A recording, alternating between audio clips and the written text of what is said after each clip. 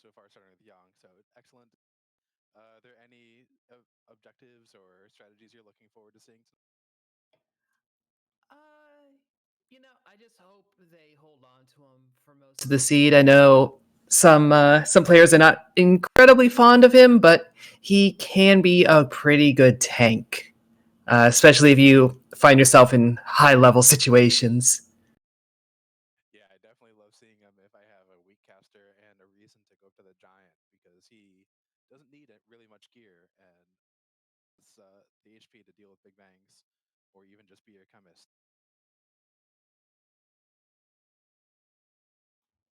Yeah, well, it is entirely possible that we will be heading up to the Giant as part of the setup and the rules with this tournament. We do have the set of 5 objectives.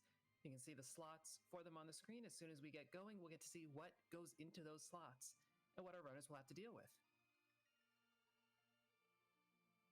Yeah, and the treasures and the shops will all be using the TNS standard flags. So it means we largely won't see game-breaking equipment in shops or treasure chests. Although within some of the trap chests, you do have the opportunity to get some good gear and really outfit yourself well.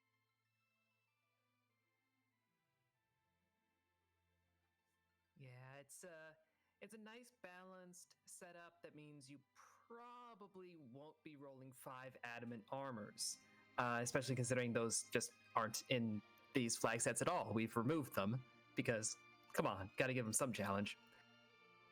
Yeah, absolutely. I mean, I miss them personally for playing because it's fun to steamroll the seed, but definitely makes it a little more competitive and a little less rush to the adamant armor.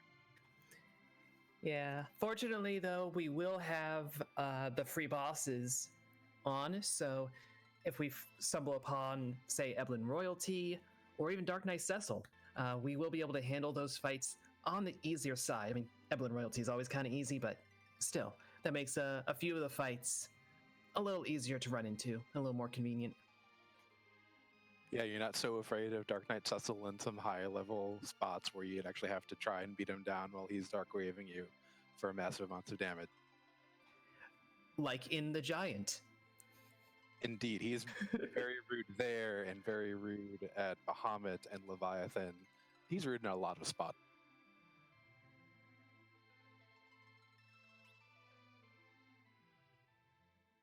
Our runners should be getting underway, and it looks like there we are. Wewbear has started. And we should see Shmoo's screen change very shortly. Yeah, but we get our initial information. We get a hook, we get Iridia, and we have a Valvolus hanging out in Baron. This team needs a little bit of damage help early. Let's hope they get maybe Edge or Fu at that hook, and that they go down and check it pretty quickly. Yeah, that hook is, I mean, technically, hey, we have underworld access right out of the gate. The problem is you have to go through Evelyn Cave and, the top of the top. Like, there's a lot you have to do to get there, but technically.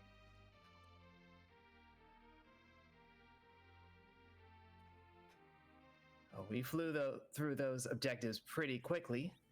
But we did see we have to open the Troya Treasury, so we will be needing the Earth Crystal.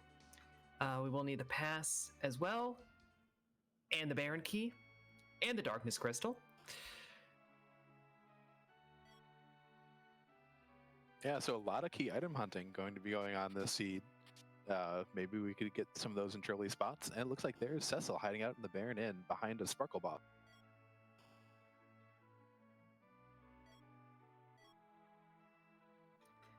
Yeah, fortunately, we don't have to worry about a lot of boss hunting. The only boss fight related one that we have is doing the boss of Mist Cave, which that's the first boss of the game. It's not going to be hard to do. No, even this team can do it very easily without anything extra. And we've seen a Rune Axe and a Dragoon armor so far out of Baron Town. So if they get that Cecil rescued and get him up more deals, he'll be pretty good. Ooh, and that's what Spicy Shop with Soma Drops and Silk Webs in the Baron item shop. Yeah, those silk webs absolutely will come in handy, and those Soma drops, not as frequently valuable, but depending on what mages you're rolling and how much money you've got kicking around, might be worth investing. Exactly. If I'm maybe on my way up to the Giant to do a Demon Machine grind or going into Z, and I've got Fu or Tella, picking up one Soma drop just to get them to a nice round number is very useful.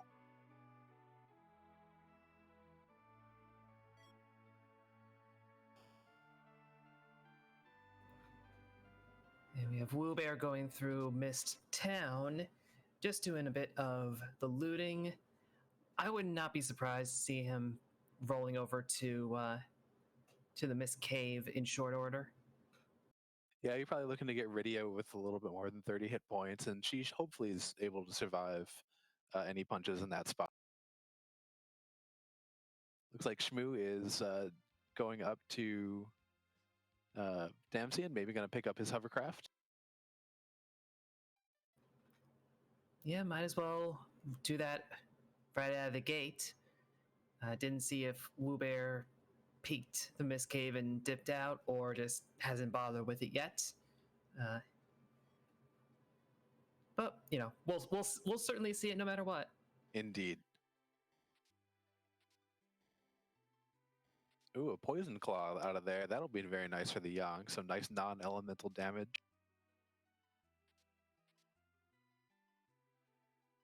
And then Wewbear picking up a black belt out of the Troya.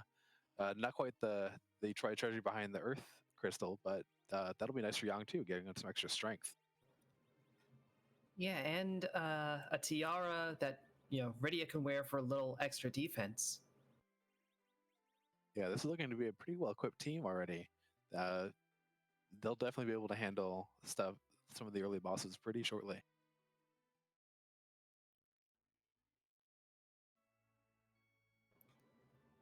Yeah, like we were saying earlier with the flag set that we have, we're not going to be seeing a lot of the extremely high tier equipment. So if you see stuff that's pretty good, you're still pretty happy. Oh, I bet Wewbear is happy to see that Elven bow. And Dshmoo had run into the Mega Sisters there in the waterfall when he was just checking to see if maybe a Mist Dragon was hiding and taking a bath behind the waterfall.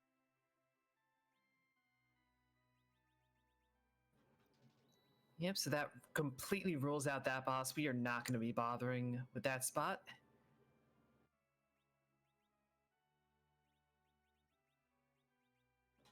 There is Sylph for sale in the pub. If you're going to be holding on to Iridia for any long period of time, you might as well buy up those summons, get them on her. Yeah, especially that one, since it in the vanilla game and still in Free Enterprise, it's a little bit glitched to where as long as you have the MP to cast it, you don't actually get any MP deducted from Rydia. Oh, and we see some hourglass items there wherever Dshmoo is shopping. I think that's Evelyn Cave.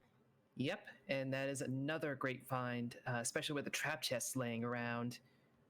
You can throw those at those ogres and make those fights a lot more survivable. Exactly, and get a lot of good XP and life glitch them so that if you get them stopped, then you can have someone just keep attacking and then throw a life when one of them dies, and they come back to life ever so shortly. Yep, get you a nice boost of XP and boost of gold. And the way we have the flag set up, our runners are going to start with a few life potions in their starter kit, as we call it. Yeah, I think the starter kits have been one of the great additions in 4.0. There are a lot of seeds where it really cuts down on the amount of shopping that you feel like you have to do, and then you get the exciting panic when you realize you've used your left life potion and don't know where there are to buy anymore. Yeah, that happens. Personal favorite of those quality of life things. We saw Wewbear using it. The little pop-up that you can activate just gives you a breakdown of your items. Their stat modifications if it's armor, who can equip them. If you're newer to the game, those are very valuable things to just have in front of you. Ooh, and there we have a cane and also another moon boss that will be in the Rubicon spot at the end of the hook route. So that could be pretty difficult. Yeah, very much depends which one it is.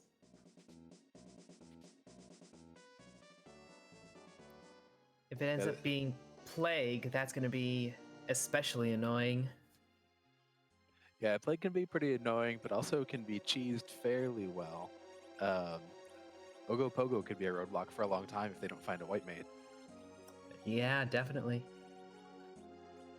And if it happens to be Wyvern, then we know there's a magma key available on Earth because Wyvern cannot block your only underground access. Yep, because we left that alone, so Wyvern knows Mega Nuke and knows how to use it. And is very happy to fry your party to a nice crisp. Yes.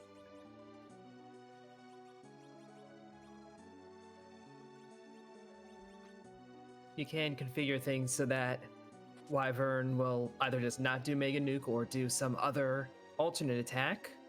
No, Wyvern is Wyvern, and should Wyvern it.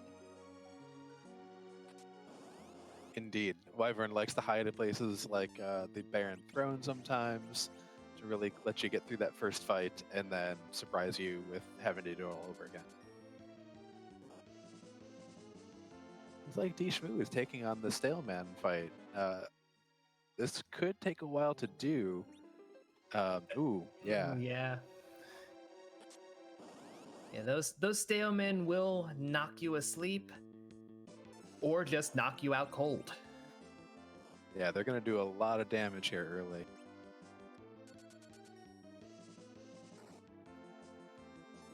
So it is making use of those hourglasses, and if you can get through the first wave of punches, then you will be okay. You just have to get through that wave, and it is difficult to do.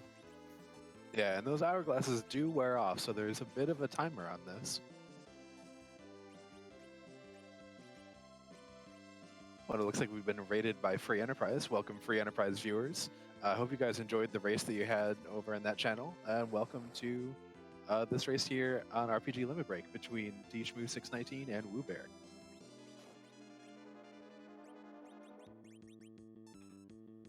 We're seeing Wewbear is actually going to take Kane and bail out using one of those exits that we found along the way, one of those J items.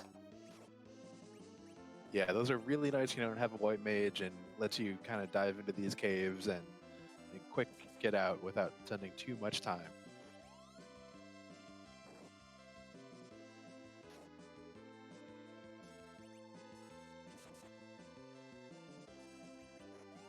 And with that Kane in hand, we're going to head up to Mount Hobbs, which is a little more of a conventional early game spot compared to Eblin Cave. Lower level fights, chance for a character. Unfortunately, it's a Golbez. Oh boy, a Golbez and a Tella. I think those two are going to stay there for the rest of the season. I think they're going to have a staring contest, yeah. I mean, I love me an early Tella, but I don't know if it's worth it.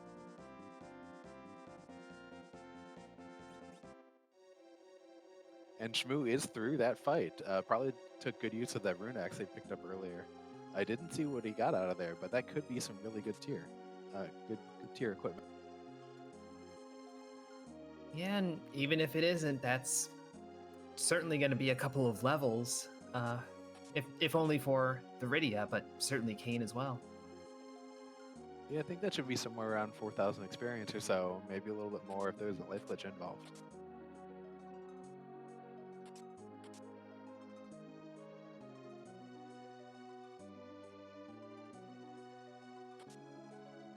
It is finding some decent treasure too, walking out of the Eblin cave. I saw a coffin, and we've seen a rune ring and a diamond ring.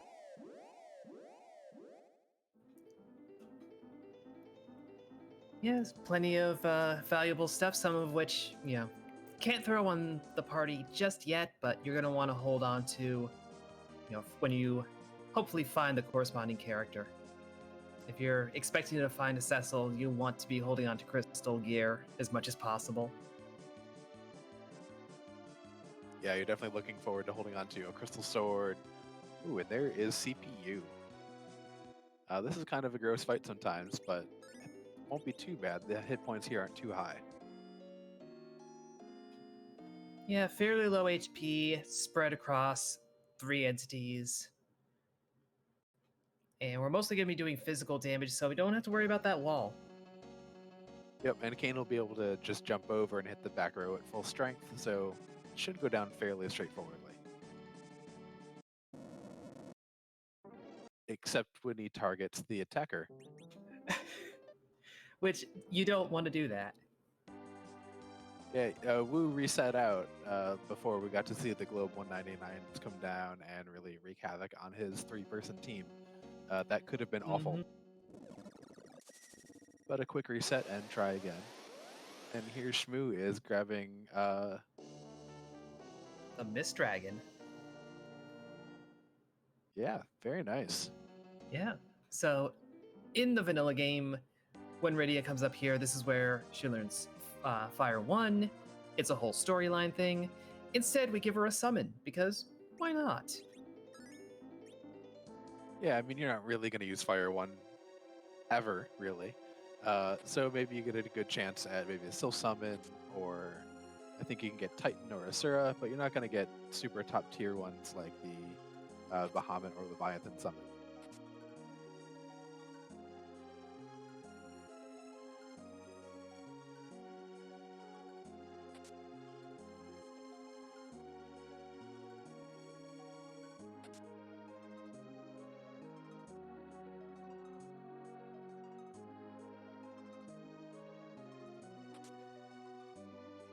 Wewbear now targeting the correct nodes takes care of CPU pretty easily.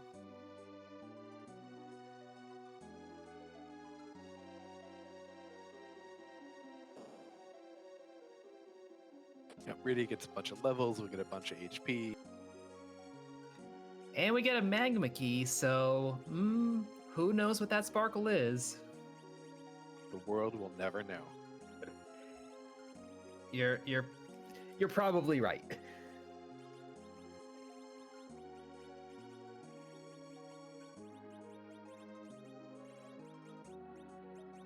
I'm sure runners are very relieved to not have to go through that hook route, but chat is kind of wishing they did.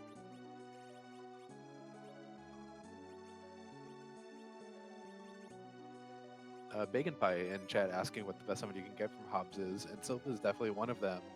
I think you can get everything up to Asura, so you could get Jin or Titan as well. So you're really kind of looking for Jin, Asura, or Sylph summons. Yeah, I've definitely gotten Jin doing that. And it looks like Wewbear is getting some Thor rages. I actually kind of expected. There's the vampires. Never mind. Vampires can be very valuable against a number of enemies. I think even against bosses, you're going to get good value out of it. Yeah, in one of the opening races, we saw Dia use them to great effect to really chew through some of the early bosses. They'll do about 400 to 500 damage, depending on the spot. And heal the character who used it, too. So you can really just kind of get a good jump start. Yeah, especially when we're rolling without white mages so far. Absolutely, that'll definitely be helpful if they can more or go into Fabul and run into something that punches kind of hard.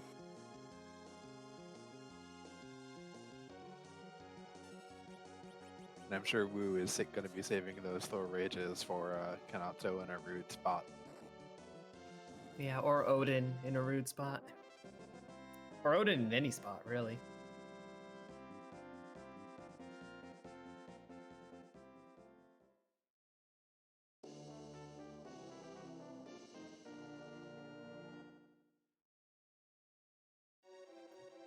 Yes, with our Underworld access, Wewbear is going and visiting the dwarves, including everyone's favorite job dwarf.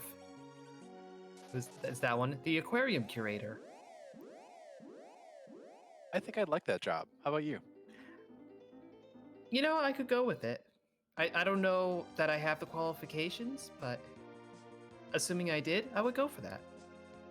I'd go for it without the qualifications. If I could juice fish all day, that'd be kind of fun. I don't trust my fish choices. personally. I think for the benefit of fish, I shouldn't be choosing. That is fair. And probably wise on both of our parts to not actually take the job. But if I could do it for a day. Well, it'll be wise if Dshmoo takes that Rosa that's up in the bed in her vanilla spot. Yeah, just looking for a Sand Ruby. Too bad that wasn't also vanilla, because that would have been very nice to get a White Mage. And it looks like Cure 2s, Cure 3s, and Star Veils there also in Kaipa.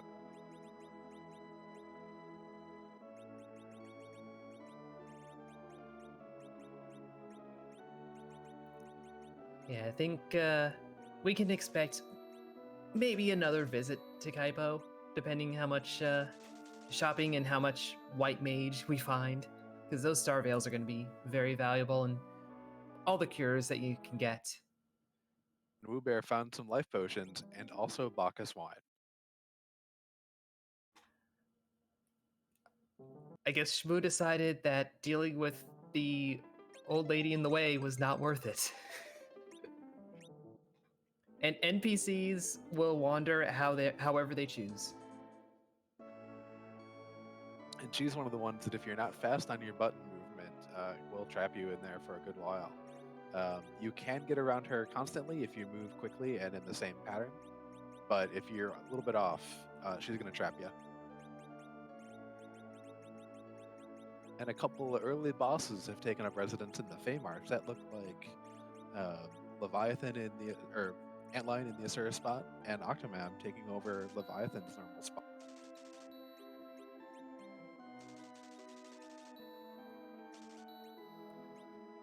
Yep, we also, as chat pointed out, we did find that cursed ring down in the Fey March. That'll be wonderful once our runners decide on their agility anchor and decide who to stick that on, because that's just going to make them slower. And in that role, that's a good thing.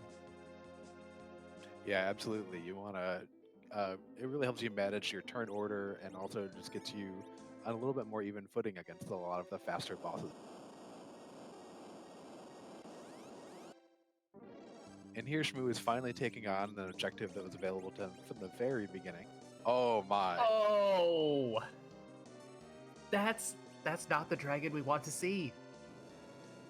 Except that Dshmoo has Star Veils, so this is actually fine.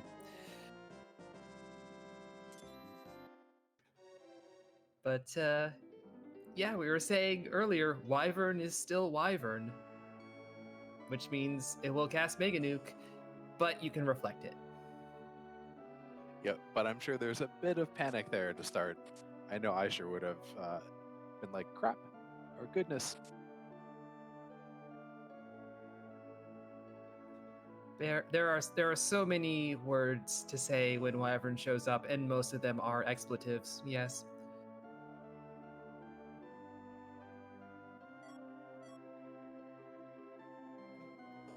Meanwhile, Wewbear is doing our tournament's namesake fight and finding Baigen.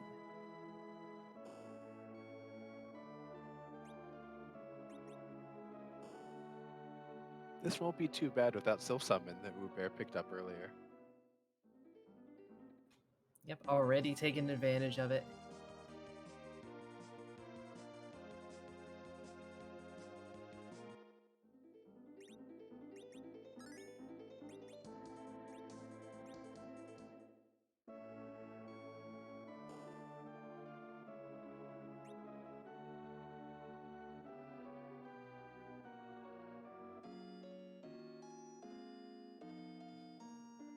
Yeah, just one Sylph and a little bit of punching, and that's all it takes. Yeah, See if Wewbear gets... Oh, go ahead. I think we saw a Sork Robe, also plus that Tiara, so Rydia's got a lot of magic power. And Wewbear's got a Tower Key. And Dshmoo's got a Cecil to rescue after a plague fight.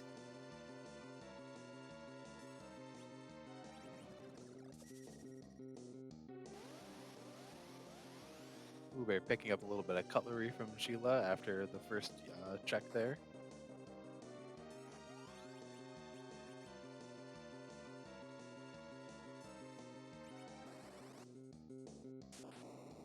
the spoon flag is not on in this flag set, so Edward cannot live out all his hopes and dreams, but Edge can still throw that to great effect.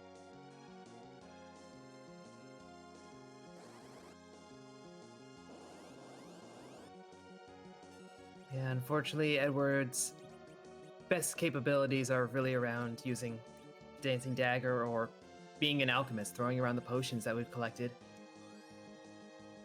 And we have a double Lunar Sparkle guarding that Cecil, with the D-Lunars after Plague. And those D-Lunars being in Young's slot,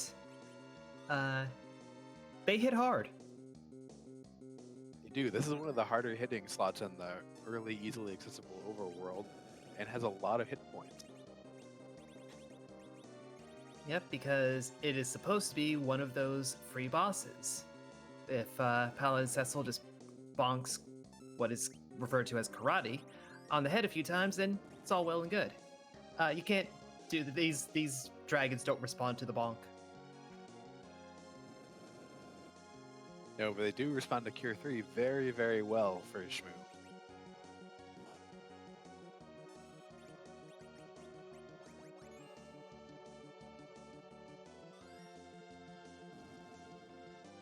We have Evil Walt, looks like at the first spot up in Ordeals.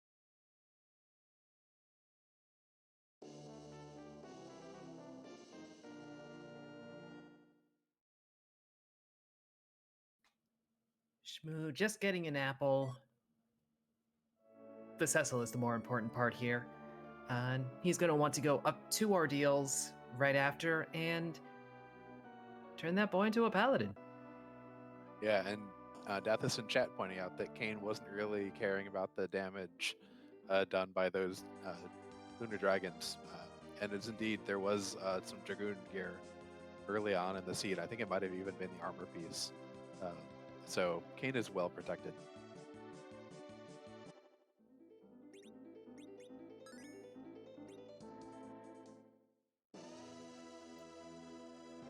Yeah, we have another boss that you can use cures to good effect on with all of these ghasts. But fire works too, and so a firebomb will sweep out those. Yeah, and now Wewbear just has to deal with all of the lightning counters, which Sylph will definitely help with refilling the health.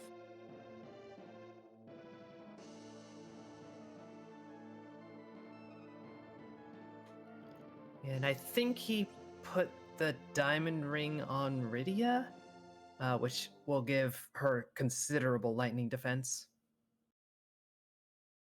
Yep, 1 point of damage on that child. She's excellent here.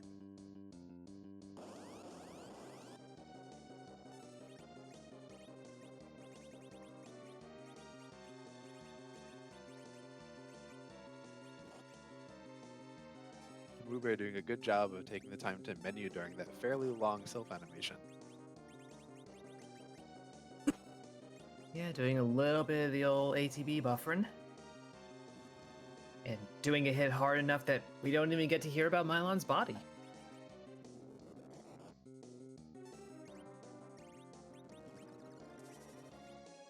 No, he just goes straight into the deep ravine.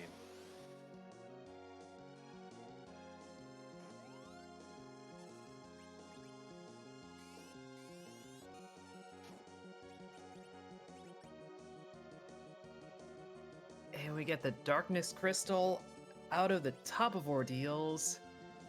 Very nice key item. 3 boss fights to get 1 key item, but that is a good one to nab. And it's Eblin royalty, so okay, 2 boss fights. Yeah, it's too bad that this pair is here, because there's going to be no XP, and they're free as all get out pretty much anywhere. But that's a very required Darkness Crystal, because we do have to conquer the Murasame altar.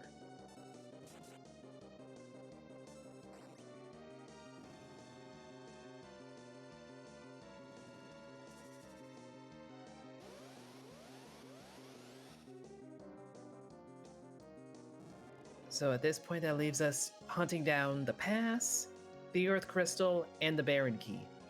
It's still a lot of stuff to hunt down.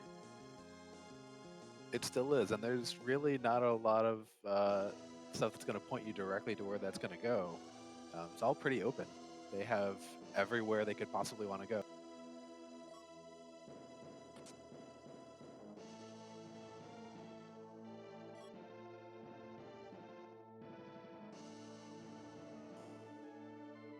And Bacon Pie in chat pointing out that that Tella is looking a little bit better right now, because you could, if you want to storm the moon, go grab that Tella and do a D-machine grind.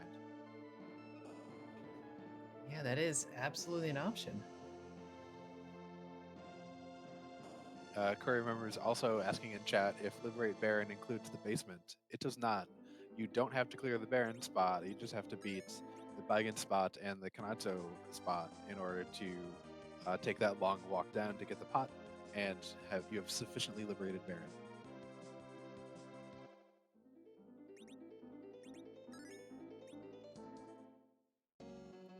Yeah, I believe the Odin slot is even considered as one of the summons locations, so it's kind of in its own class.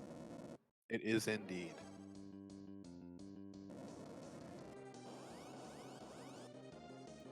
But of course, with this flag set, summons locations can have key items, as can the moon. And Dshmoo is here taking this Golbez fight.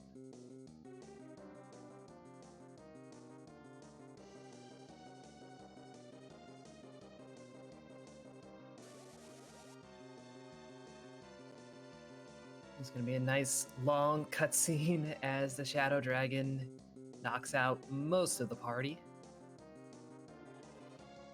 Hopefully it chooses wisely and picks characters that Dshmoo doesn't really care about. Yeah, I think I'd really be looking for Rydia or Yang, or Yang to survive here. Rydia, well, he doesn't have the Soul Summon that Wewbear does, but Yang has Fire Claws, which Golbez is weak to. Unfortunately, we're left with a Rydia and not just a Cecil, but a Dark Knight Cecil. Yeah, Dshmoo is probably looking to get some Star Bells up pretty fast and let Golbez do a lot of the damage to himself.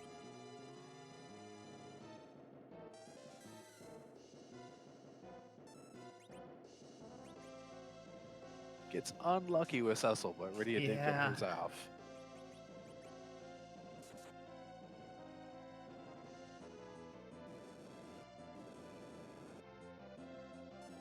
Gonna get a little bit of a high five here, it looks like, as Wewbear suddenly sees massive value in Tella.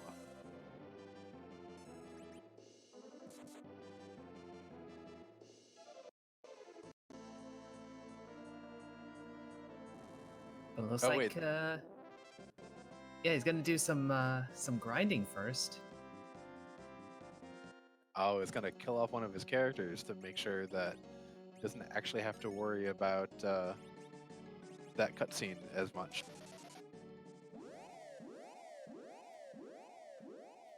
It's an interesting choice. I think the time he's spending doing this, I don't know if it works out, but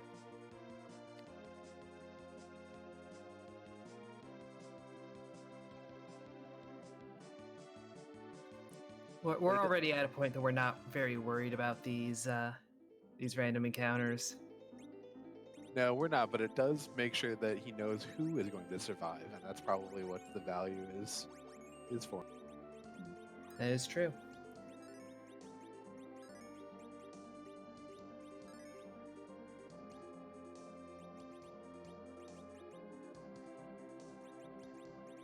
And Kane's just a little bit too fast.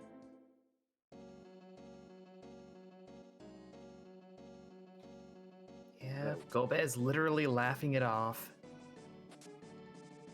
That was an excellent strategy there, and also can be used with Edward too to hide some of your characters, and they don't actually count as part of the party if the Shadow Dragon can't target them. So if you're able to keep them off screen while the dragon's cutscene plays, then you will get to keep them, and they won't be killed.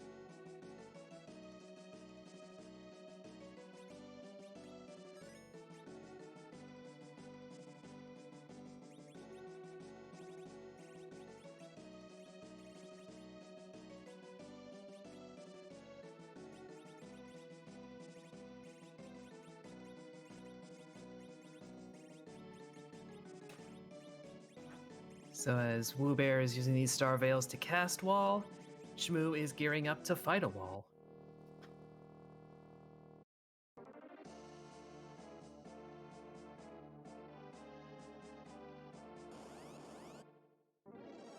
Tella doing some serious damage with that Fire 3. Tella doesn't often break 2000 HP with that, especially so early.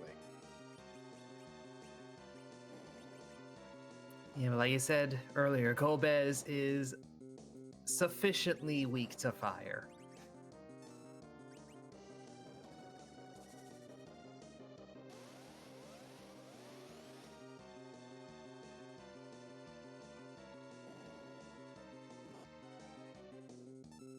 And with Tella in the party now has access to the exit spell, so it finds it worthwhile to check these 5 chests here at the back of Hop. Yep, finds a Blitz Whip for Rydia that I don't think is going to be equipped ultimately, but that's probably the only meaningful item out of that set. Yeah, that's probably a play that will pay off a little bit more when we get to the bracket stage, because we'll be using the T-Pro flag set, which weights the availability of chests or the quality of chests. And you'll see those ones be a little bit more valuable than some of the ones that aren't gated by anything.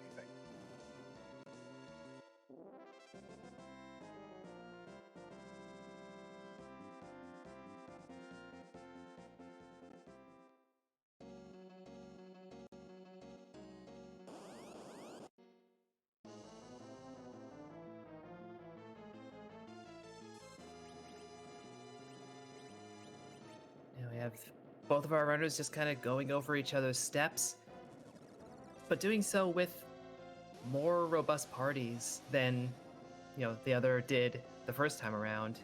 Dshmoo, full 5-person party. Wewbear is holding onto a Tella. Yeah, it's really hard to tell if anyone is in any significant lead currently.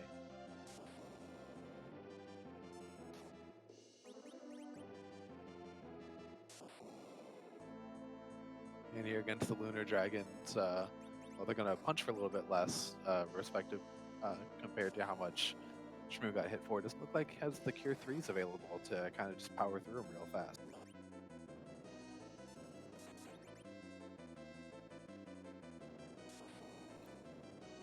No, maybe inclined to throw that heavy fire spell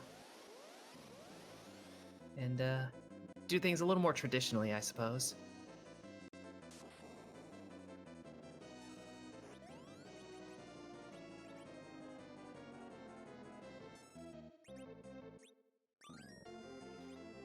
I don't believe this slot has very high magic attack, so you're not as worried about fire off of those dragons.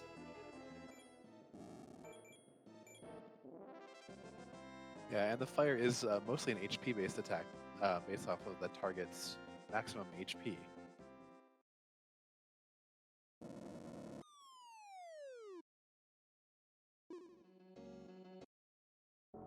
Now, I wonder if Wu is just going to go straight to the moon and see who is there. That could be a very interesting option.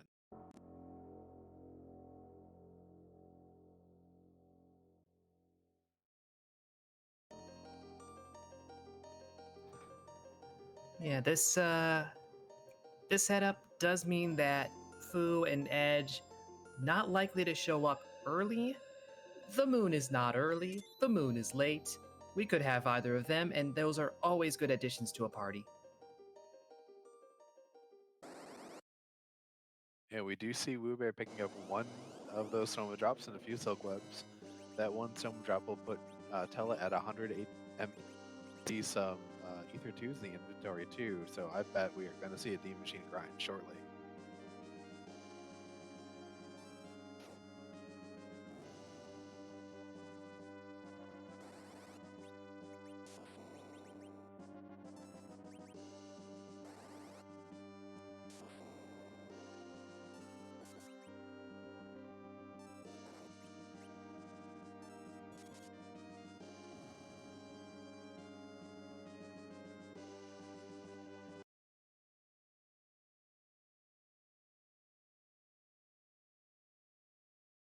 with this, Wu is going to get all the levels necessary probably for the rest of the seed, but does sacrifice a lot of time to get those levels that could be used for hunting key items. This can really pay off, or sometimes it can sink a little bit too much time into your grind before you get started, and you might last location something that takes you a while to find.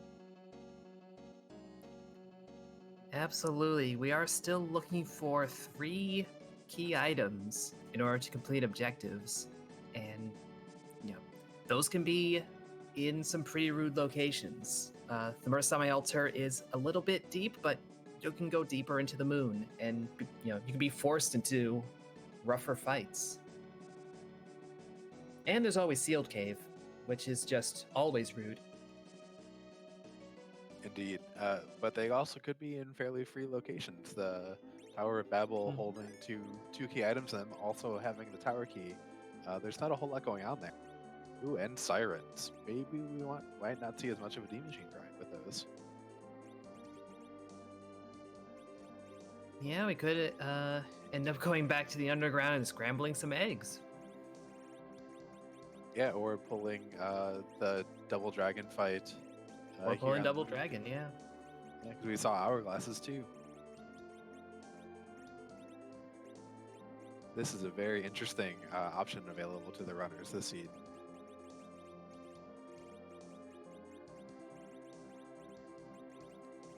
It's kind of nice to have a seed where, you have those varieties and options, where you have a foo on the moon. That's always nice. And one where it doesn't come down to, like, how well can you handle specific fights under specific circumstances.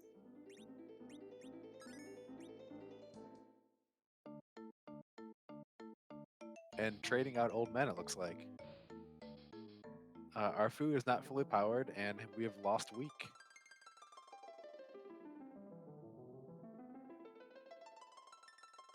It's always a bit of a gamble when you take a foo over your Tella early. Yeah, so I think between that find and getting the sirens, Demon Machine Grind is looking a little less likely. Yeah, we might see the Warlock grind. You can summon a triple Warlock fight. And I know we've seen a Rune Axe, and I'm pretty sure I've also seen an Elven Bow. So they count as mages. So, and it's nearly as much XP as the double gold dragon fight.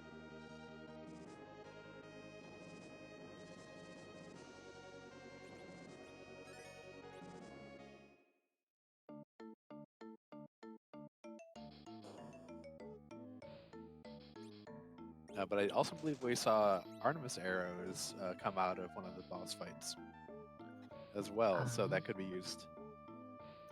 Yeah, I think that was the rat tail treasure. But yeah, I think that is something that Wewbear has and Dshmoo doesn't as of yet.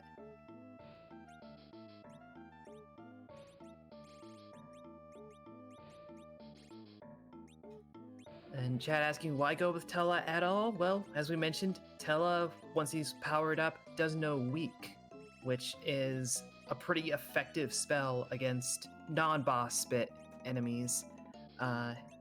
Knocks them down to, I believe, just single-digit HP no matter what. Certainly low HP. And then after you're done, you can put a curse ring on him, knock him on the floor. He's an agility anchor.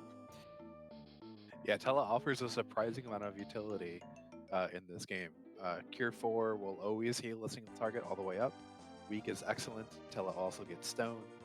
You're not really worried about Meteo, it's so slow to cast. But Tella is actually a surprisingly useful character.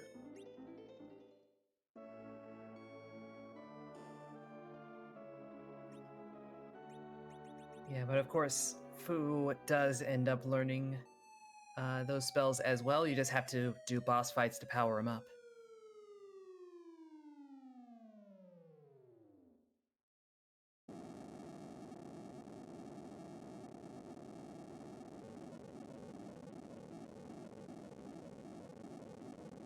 That Soul Summon's continuing to do a lot of work on healing up the party since they don't really have a dedicated white mage.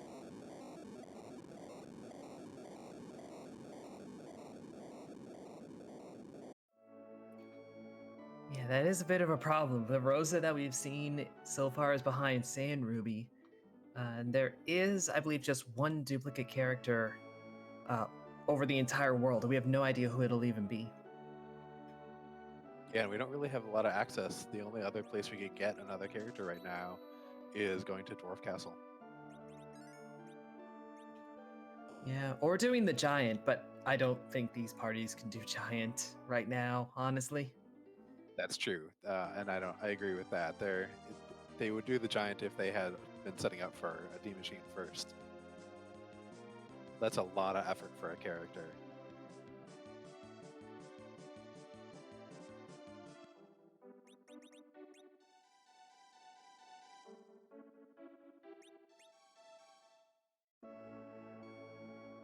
You can see Wewbear there taking advantage of the soul glitch that is turned on in this flag set, to where if an enemy dies and you throw a life or cast a life spell on them, they'll be revived, but they also have 0 vitality, so they'll be revived with 0 hit points, and you'll just get double credit for them.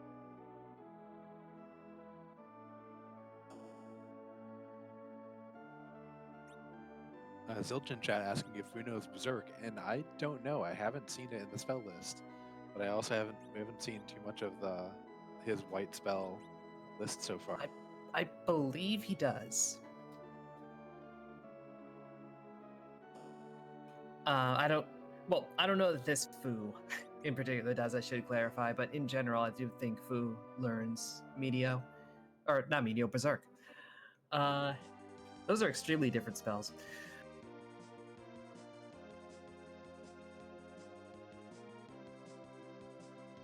Yeah, I imagine that if this Fu does know Berserk already, then we'll see that probably at the next fight to kind of preserve the Artemis arrows that Cecil has available to him.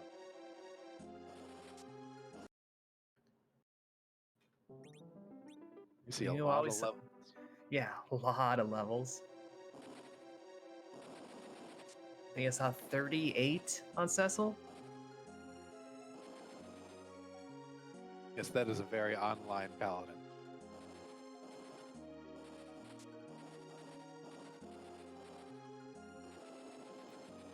And meanwhile, Dshmoo is heading down into the Fey March, found the trap chest in this cave right out of the gate. Going to skip it because trap chests aren't going to give you anything special in this flag set. And now he knows he can loot the entire rest of the cave and be fine. And finds a light sword in the doing. Yeah, that's by far the best Cecil weapon we've seen so far this seed. Since we're 0% of the way to an Excalibur in Cocole's shop, that's kind of nice to have.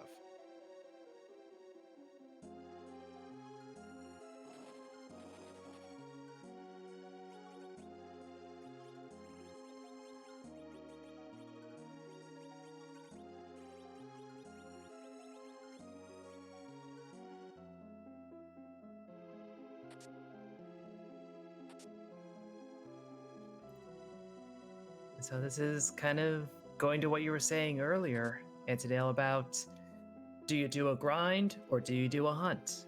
Dshmoo is still doing that exploration, doing that hunting. Yeah, about to get the bad news that the bosses here in the Fey March aren't really going to be doable immediately. They're going to hit a little bit too hard.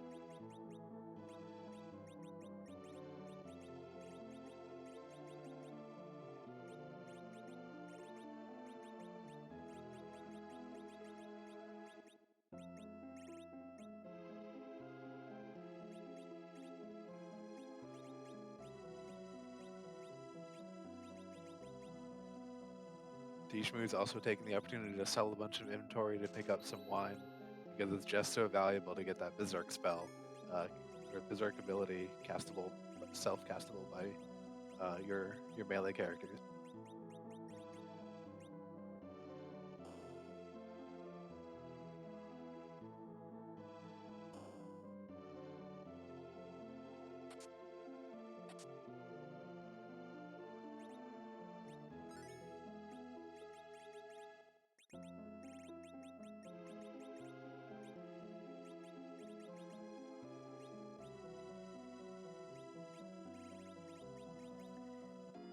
So I suspect that is going to be it for Wewbear's grind.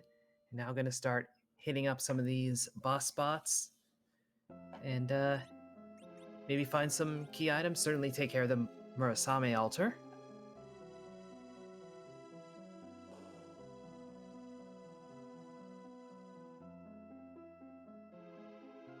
Yeah, might leave that one for last though, since Wu's already down at the bottom of the lunar subterranean, and Masame is way back up at the top where Pale Div normally lives. Yeah, it's an approach that I think you see a lot, where you just go bottom up through the subterranean. Yeah, the density is significantly better here down at the bottom in terms of you have three quick spots. A couple of them have a lot of XP available to you. And you get a total of 4 item checks out of this.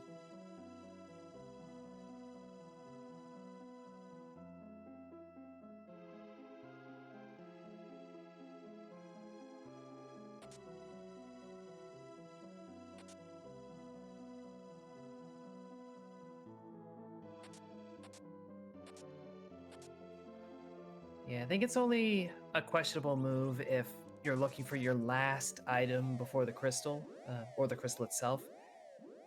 Because you don't want to go down, start backtracking, find it, and then, head back down again. But Wewbear knows he's leaving the subterranean, so you might as well take this approach. Yeah, and needed to grind before it really took on any of these moon bosses, so while you're down here, you might as well get your grind in, check these spots, get the rest of your levels. You can really see how all the grinding is paid off for Yang, and how he doesn't really need equipment because he's doing about 2,000 hits, 2,000 HP per hit.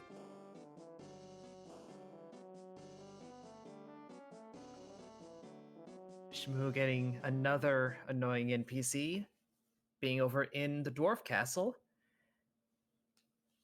and finding a bit of a fight where the dolls would be. Yeah, we get a dancing lunar dragon here in the form of Bahamut.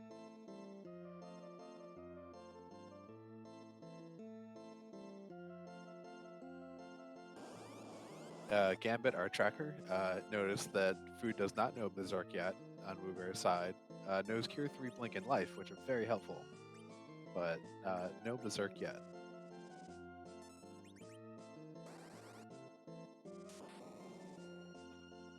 Now, of course, Bahamut is a little scary with that countdown and all of that. Before doing a Mega Nuke, which we've already seen, you can just reflect with Star Veils, so Dshmoo slapped one on Cecil and another one on Tella. This will be fine, ultimately. But very dramatic.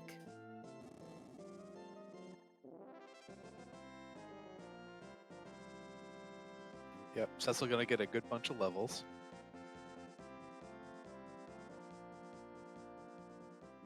You see that Cecil got 22 levels there, where Tella only got, 3. Do you want to explain the slingshot mechanic a little bit? Yeah, so when you get Cecil as a paladin, he goes back to level 1. That's how the game's programmed, that storyline. That's Edward as your dwarf castle character, so hi Edward, bye Edward. And your party is generally going to be a fair bit higher level than 1. So when you get XP and you have a character that is substantially lower level than everyone else, they get bonus XP to kind of, slingshot, get them back up to speed.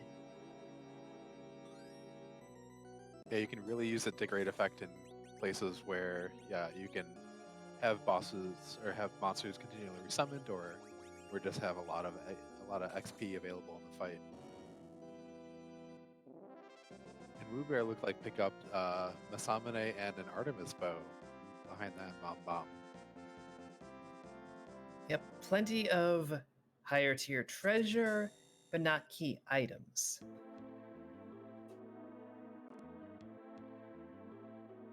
And Dshmoo is through that double summon fight of Bahamut into Odin there at Dwarf Castle.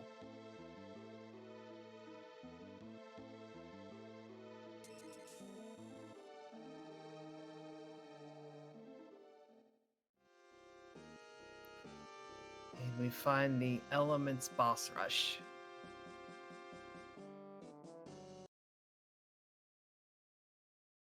Yeah, we see Wewbear throwing a Star Veil on Kane. I bet we're going to see some Reflect strats. Sure looks like it. And Dshmoo gets a fetch quest from Luca in the form of the rat tail. So maybe we will get to use that hook after all. Yeah, it's another key item, gets us closer to 10 and some double experience.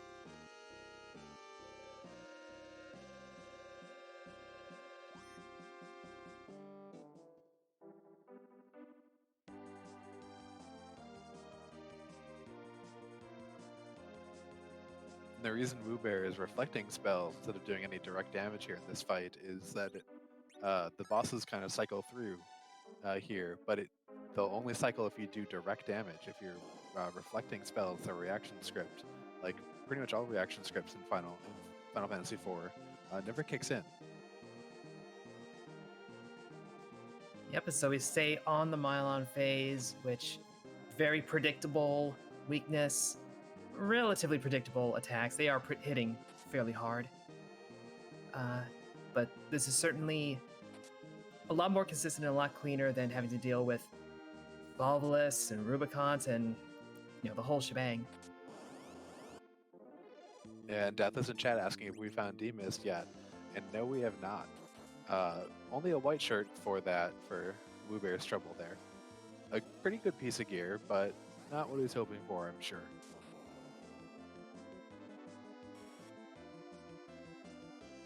Gambit pointing out that the real treasure there was the nuke and the cure 4 for Fu.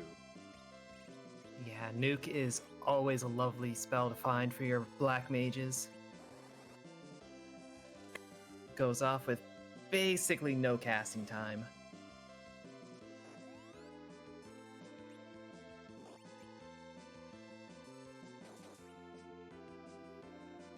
Yeah, you can just see on the pause screen the effects of that grind. Wewbear's already sitting in the 40s on levels.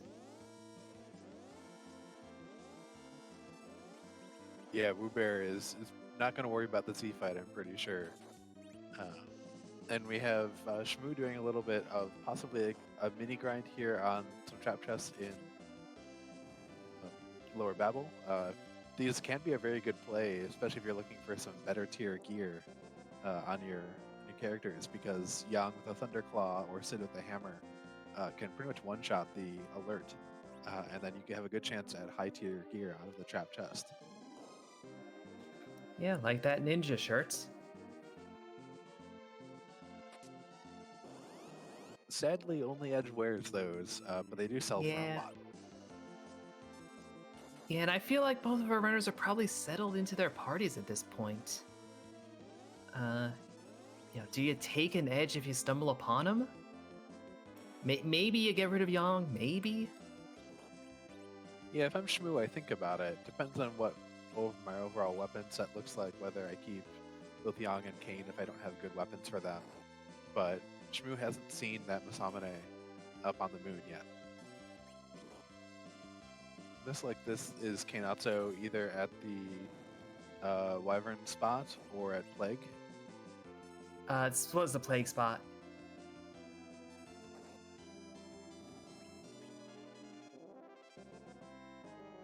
So making use of those Thor Rages, of any lit that you've got.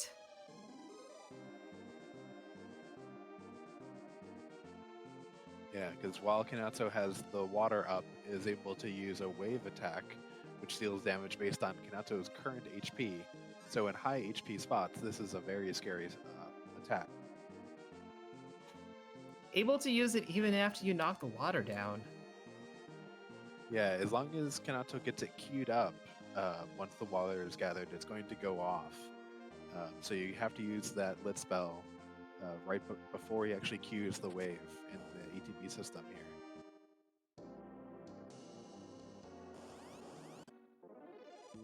In some really fast spots, this can be really rude. Yeah.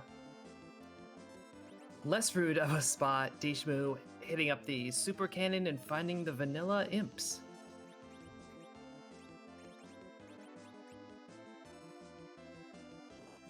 This is another one of those free fights that you kind of wish you saw elsewhere. Yeah, there are slots where the Dark Imps can be kind of dangerous, but that's usually stuff like the karate slot.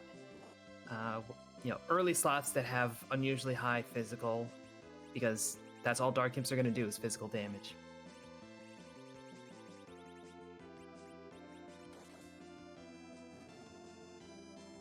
And Wewbear's done enough damage to get Kanatsu hiding, who will then tell you that he's hiding more every time you damage him.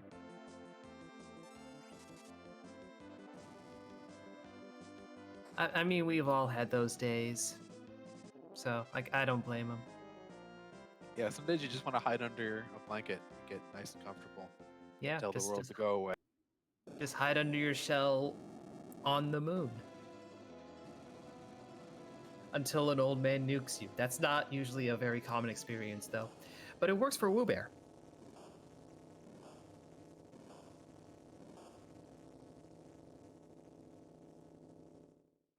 And there's our Berserk and a package.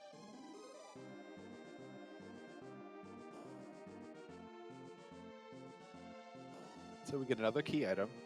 Probably not going to check that unless we need to for demist. But there could be a character. But there is a character behind there. Since we've seen Wewbear already grind up, probably not going to look at it at all unless we need to for a demist hunt. Yeah, if that package is anything of interest, it's going to be a last location kind of thing. And honestly, with where the package is, I think that'll be the case for Dshmoo as well. Yeah, we've got some guards at the top of the tower. Looks like this is an entirely free tower.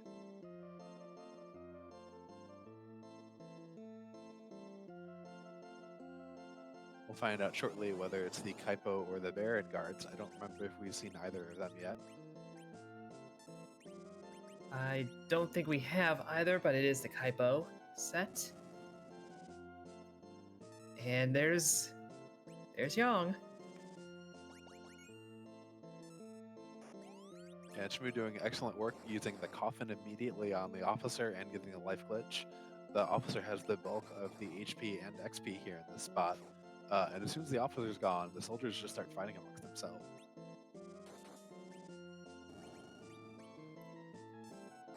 Yes, as I mentioned earlier,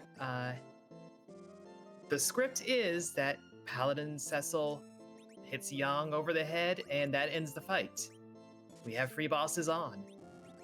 Wewbear just had to hit Yang over the head.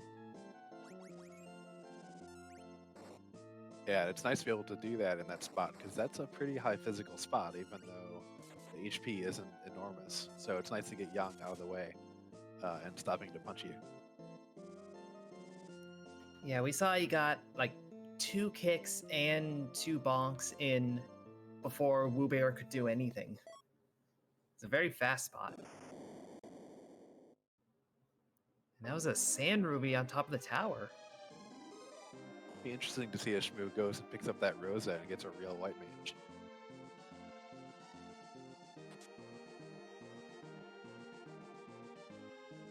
Especially because Dshmoo does not yet know that there is Fusoya sitting up on the moon just waiting.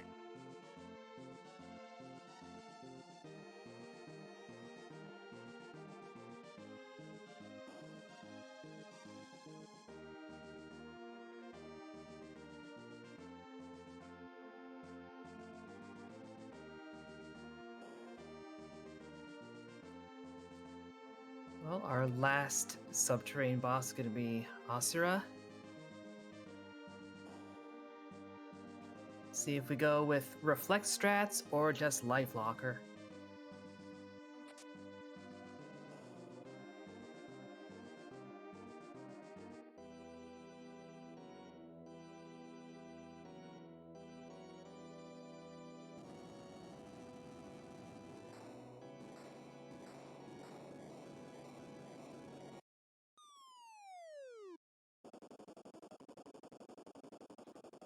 It's going to be Reflect. It is, although we did get a nice inadvertent life lock too.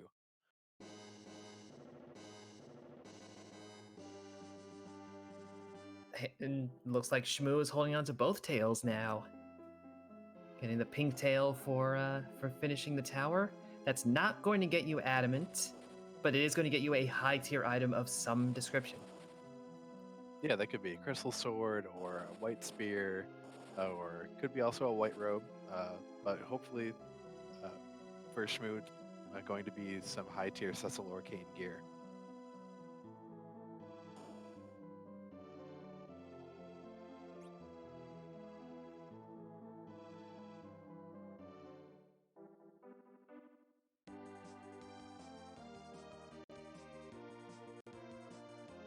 Kane is doing a lot of work on those jumps. 8,000. Cecil doing some pretty good damage with that mute arrows on the Artemis bow at 3,000. Yeah, I didn't see what Kane has equipped to be doing that damage. Kane has the rune axe that was picked up fairly early. Yeah, Nasra is considered a giant, I believe. A mage, actually. Oh, mage, yes. My bad. Yeah, rune axe is really nice because it targets both giants and mages, so you can get a lot of work out of that weapon.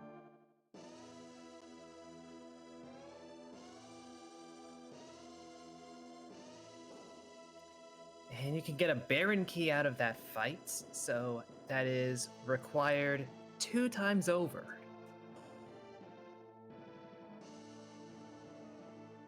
Yeah, Wewbear getting a little bit closer now. They've both completed one objective. Wewbear can, anytime he wants, walk down and defeat that wyvern in this cave. And with these levels, might not even need to do reflect strats like Dshmoo did. No, probably not. In fact, that spot's slow enough that you could just drop Cecil in the middle with the Artemis bow and one shot. Not even give Wyvern a time to do anything.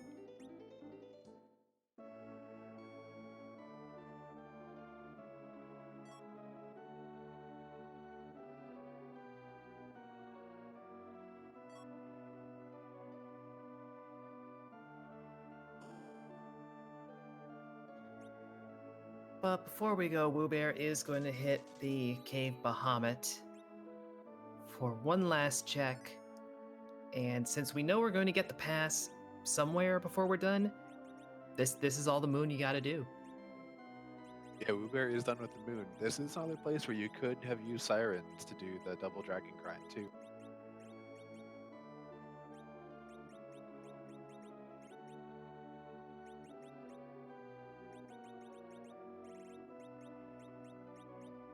Finds Rubicant and quickly re-equips Cecil with the Ice Brand to do some extra damage.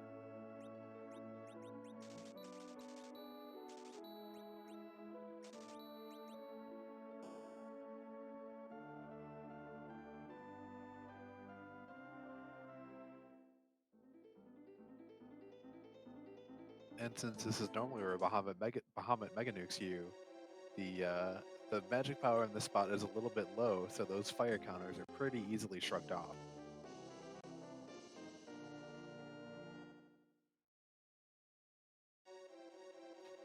Yeah, Glare is still Glare, though. Still gonna hit pretty hard.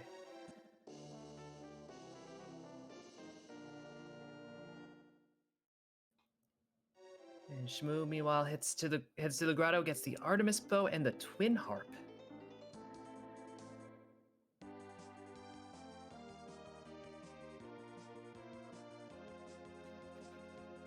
So that Artemis bow is nice to have, though we've seen at least one more already.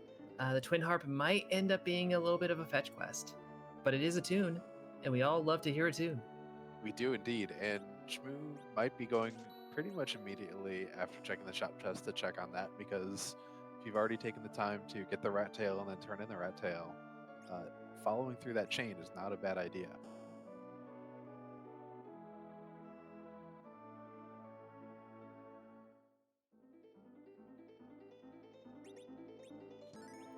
And that's an Avenger Sword off the Bahamut slot, so that is free Berserk.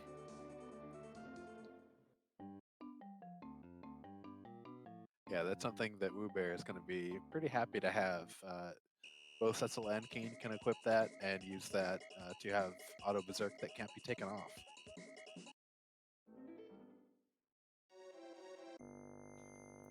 Yep, and there are little glitches dealing with how the game decides your damage stats. That basically, if you equip really high tier gear onto a character and then in the fight equip the Avenger Sword, they're going to still be hitting with those high tier stats. Yeah, it is a lot of fun. I definitely enjoy it with, say, taking the Dragoon Spear and fighting dragons that way, because you'll carry over both the stats and the ability to hit the weakness.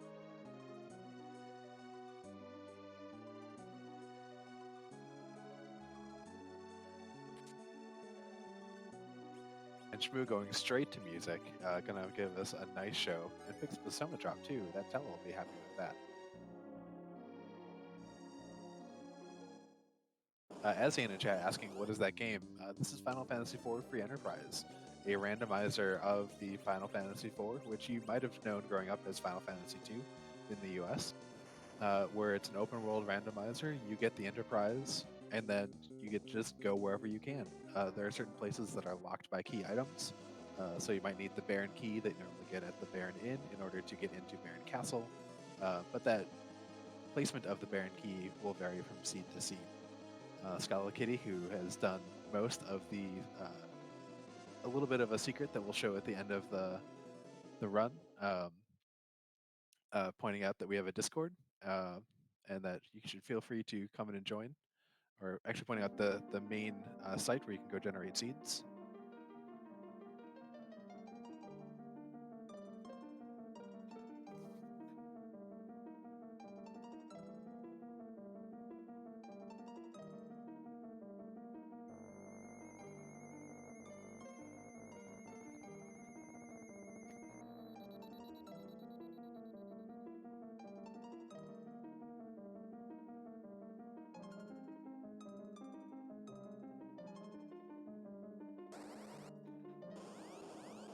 You get some Final Fantasy III for taking on Mylon Z.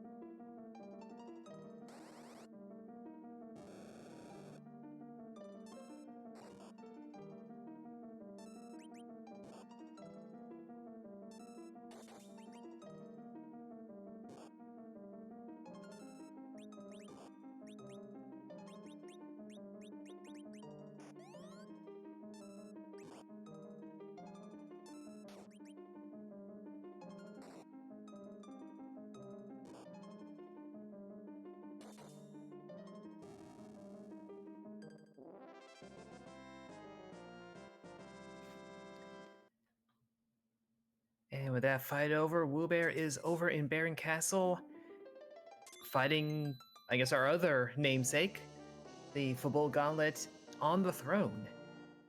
It's it's a democracy, I guess. Yeah, all the monsters in the area that keep increasing have decided just to take over Baron and sit on the throne.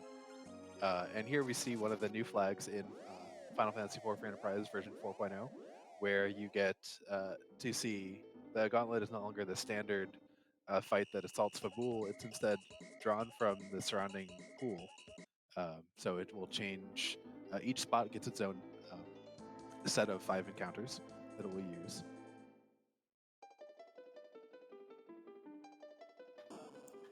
Yep, and if you haven't played Final Fantasy IV in its vanilla form in a while, there are a lot of water creatures around Baron, since you do enter through the sewers. So that's what most of these fights are going to look like. And chat, we're going to get a reprise of that music, because that Twin Harp gave us the Earth Crystal, which we absolutely need to unlock the Troy Treasury.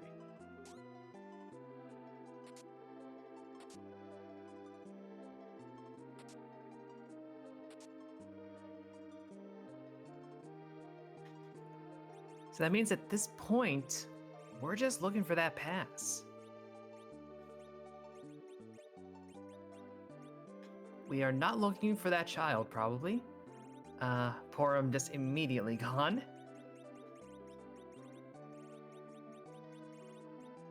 Yeah, Porum's it's a little late to show up, unfortunately. She's done a lot of good work so far in the Fool Gauntlet, but she's going to take this seat off.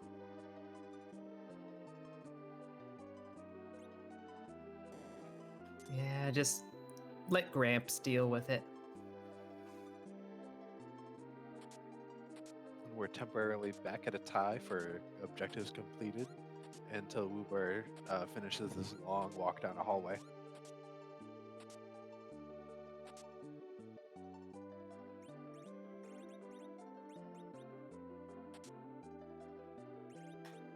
And picks up Leviathan. And we did see Dshmoo picked up Asura as well, so we got some value on our Rydia. We do indeed. That Leviathan summon, I don't know if Wewbear's Rydia actually knows Quake yet. She learns it so late. But could be a really good multi-target spell for Rydia to use.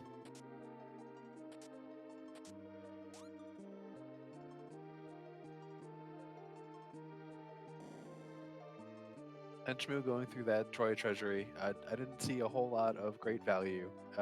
Again, that's another thing that will be boosted a lot when we get to the bracket stage. Still can be good value here in the T standard flag, but will be much better when we get to T Pro.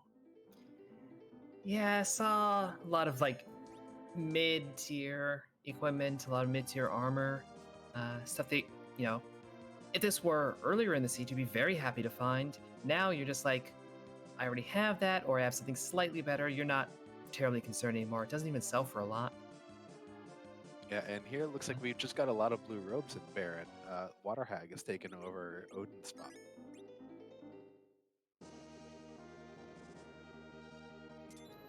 Yep, so just remember to believe in yourself and be strong and hit that thing 3 times. Which Kane and that Avenger is doing an admirable job of.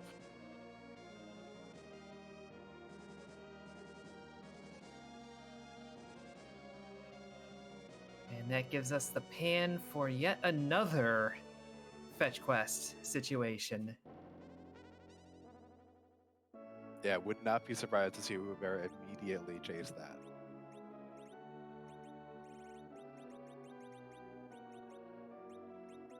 Dshmoo has found the good news on the moon and is now selling a bunch of stuff to afford some sirens.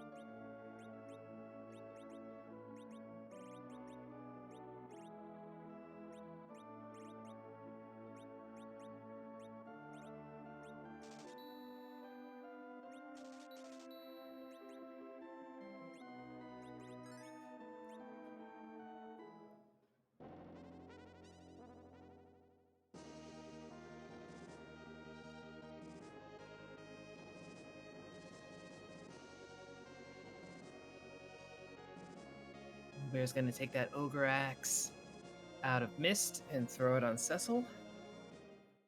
Yeah, that'll be a pretty good upgrade over the Ice Brand. We've already seen Rubicant, we've already gotten rid of Kinatsu, so the cold vulnerability in the boss pool has been dealt with.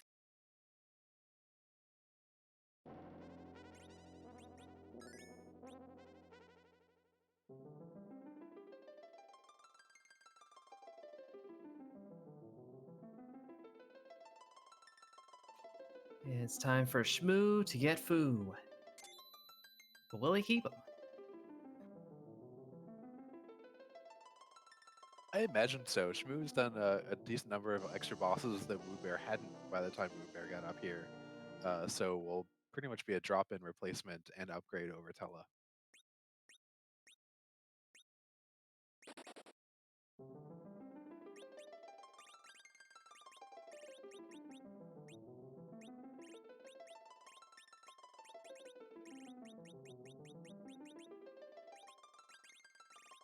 And our friendly Sils gives us a nice bit of protection gear with the Protect Ring, but not the key item that Wewbear is looking for.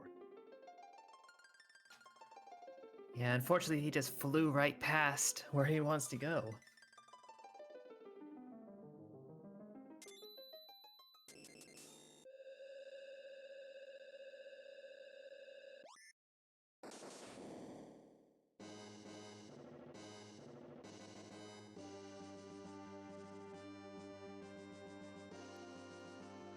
So Wewbear still has to do at least a bit of the underground. Gets a ribbon off of that pan. But Dshmoo still has to do a fair bit of the subterrane to get that buried key and keep things moving along. Yeah, and so we are looking for the pass still that could be behind the Earth Crystal that we haven't seen Dshmoo do, and I think we haven't seen the Fame Arch bosses or D-Mist. One of those 4 spots has to have our last piece.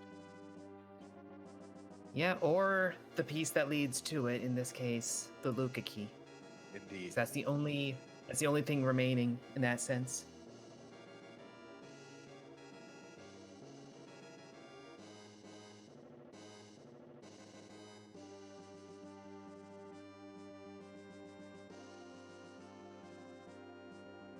I see Chad is wishing for wonderful things for our runners with things like D-Mist at CPU.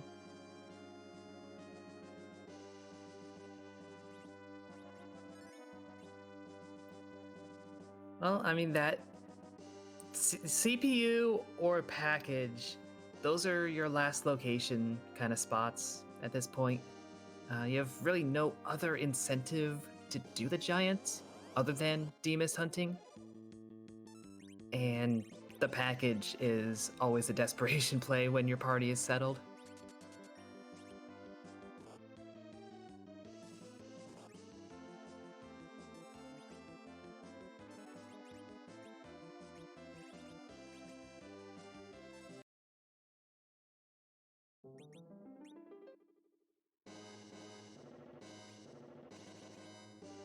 So it looks like that first grind fight got a little out of hand for Dshmoo and is resetting and probably going to try again.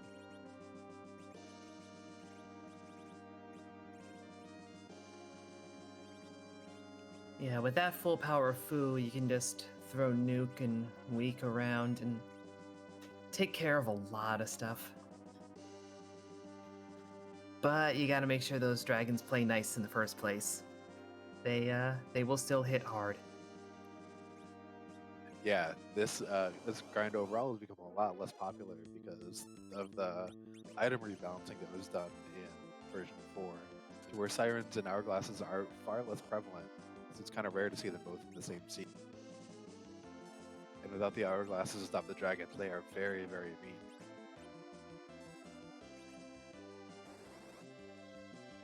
Yeah, this is why my personal favorite grind with sirens is going to the underworld and getting some eggs. They don't do anything until you attack them, so they are completely free. You don't have to worry about speed.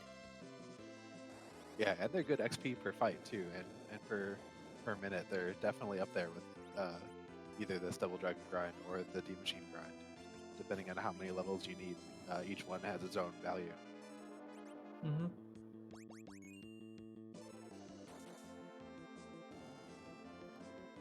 But of course, you can't life glitch them, and the raw numbers are a little lower. So Dshmoo is going to get quite a few levels out of just this one play. Yeah, and Dshmoo does have 10 key items, so is getting double XP off of this. So we'll catch up very, very fast in levels to where Wewbear is at.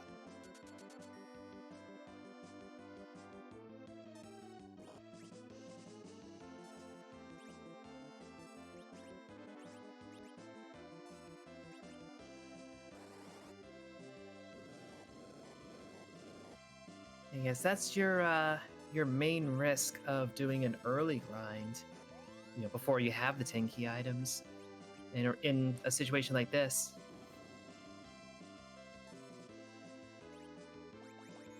Yeah, and that's why we didn't see Wewbear go all the way to, say, getting Rydia to nuke, because it would just take too long.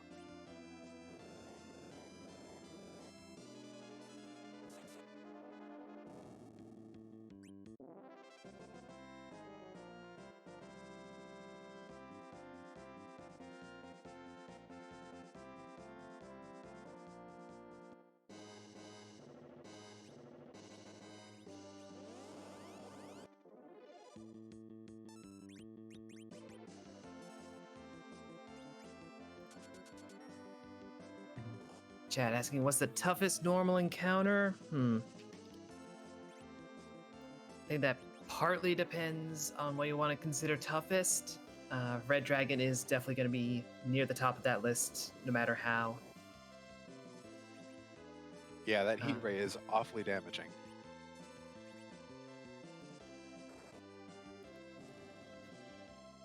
Yeah, but I would say it's not quite as annoying and difficult as, say, the pink puffs. Those can be a bit grindy. Yeah, that's an encounter I didn't even know existed until Free Enterprise came out with the ability to get sirens.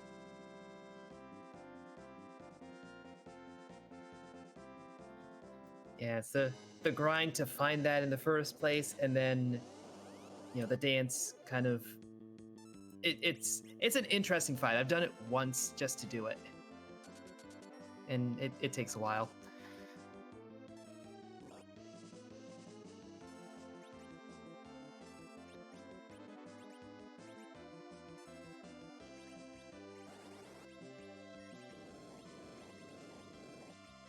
And Wewbear has cleared out Fabul and has gotten Sand Rupee and the Pinktail. We'll probably not really worry too much about either of them.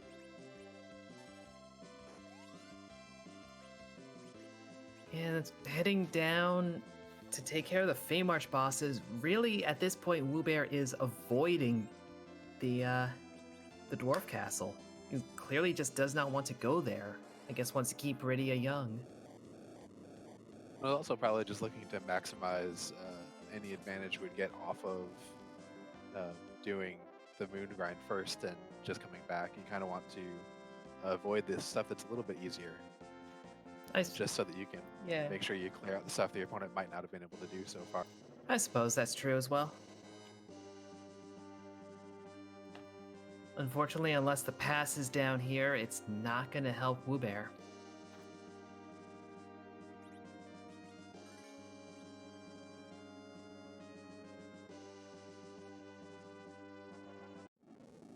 Yeah, and even with all these levels, this is still good. The first couple of hits from this Octomom are going to hurt. Probably won't one-shot anybody, except that Rydia at 1 HP, except Setsa will cover.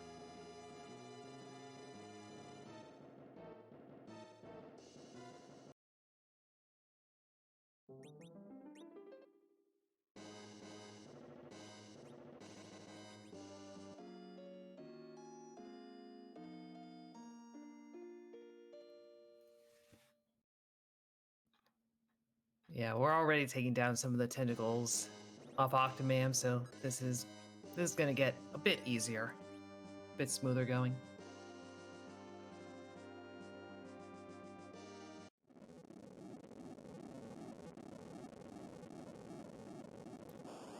And Dshmoo gonna take another go at this Kanazo fight.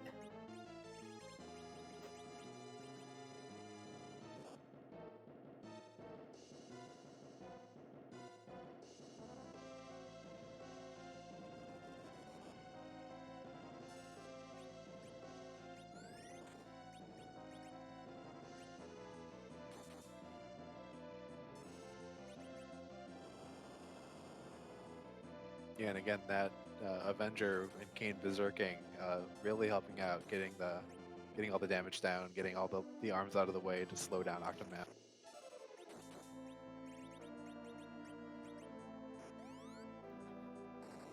Yeah, Dshmoo's running into a problem of not casting Lit fast enough or frequently enough. Wewbear running into the problem of finding the Luca key.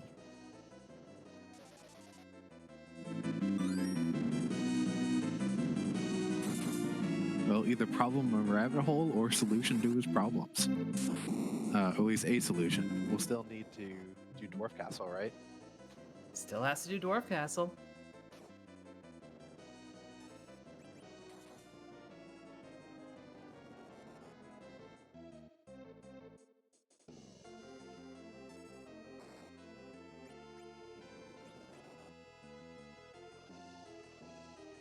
Wewbear with a heads-up play to take the Avenger off of Kane for this fight. Yeah, and to do your damage through magic and through Kane's jump, not his attack. The Antlion counterscript just works off of that attack command. So if you use power, if you use jump, doesn't count.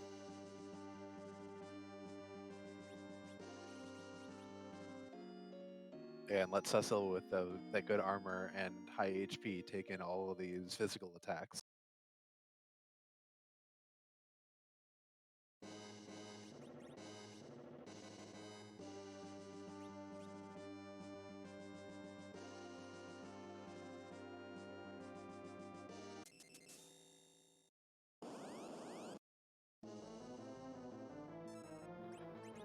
So that is the Fey March cleared out for Wewbear. But no pass just yet. We're really low on locations where it could be. But at this point, nothing in the game is gated.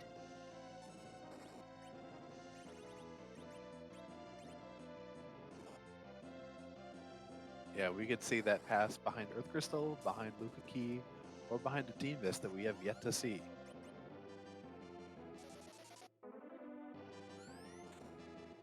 Yeah, and that D-Miss is probably the worst option, but even there, we have available to us all the key items to get to all the boss spots, so we'll find it. It's out there.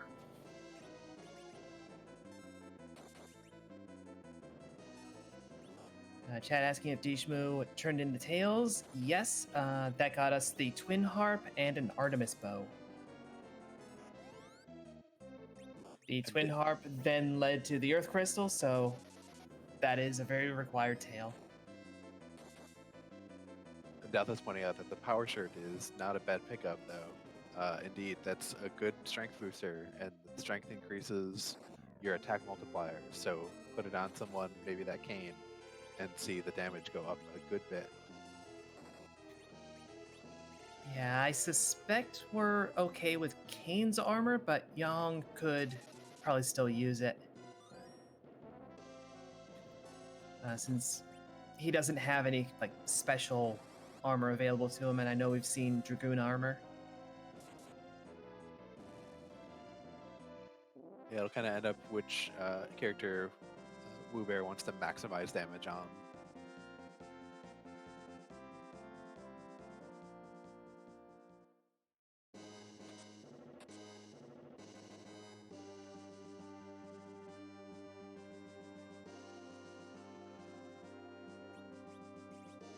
Bacon Pie pointing out in chat that Wewbear gave the Power Shirt to Kane and gave Kane's armor to Cecil, probably just helping out Cecil do some good work. And there's our pass. I'm sitting at the bottom of the sealed cave.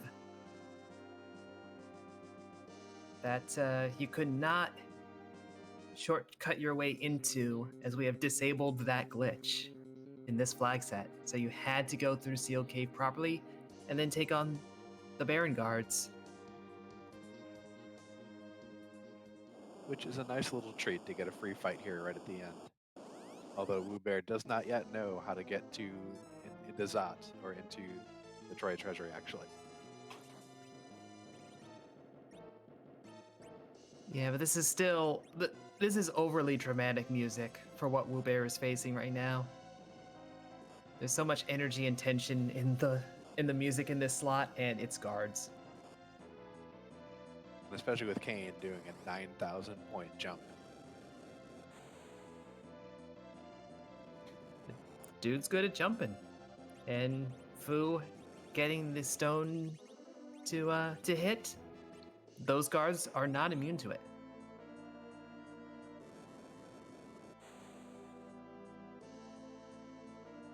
And we see here with Dshmoo the difference between knowing that you can bypass the transformation with reflex strats over having to deal with Rubicant mass targeting your party with fire spell. Still went down pretty easily though.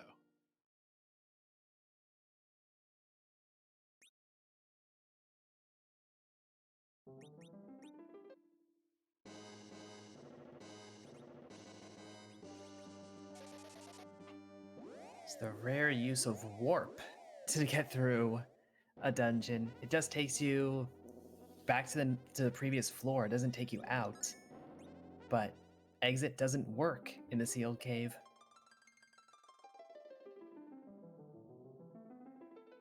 Yes, I mean, how else could Kane betray you if you were allowed to exit here? Dude, spoilers. Oh, sorry.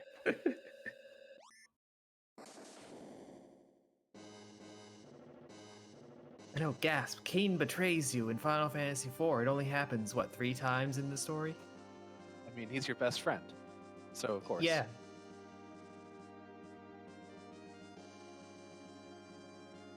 Kane totally will be the person who takes like the last ice cream sandwich out of the box and doesn't tell you. He would.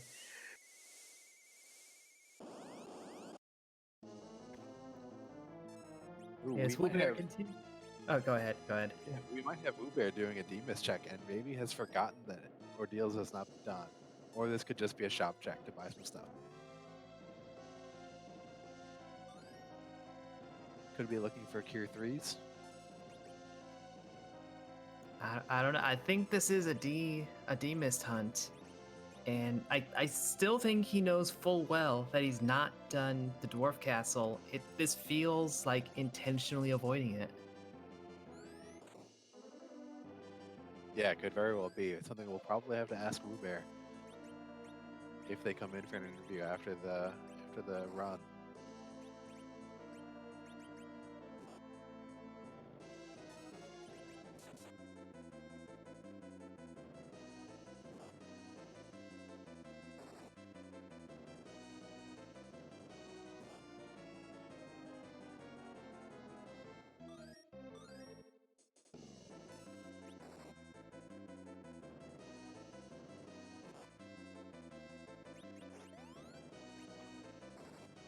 Yeah, we know one of the bosses here at the Rubicon slot is a lunar sparkle of some sort.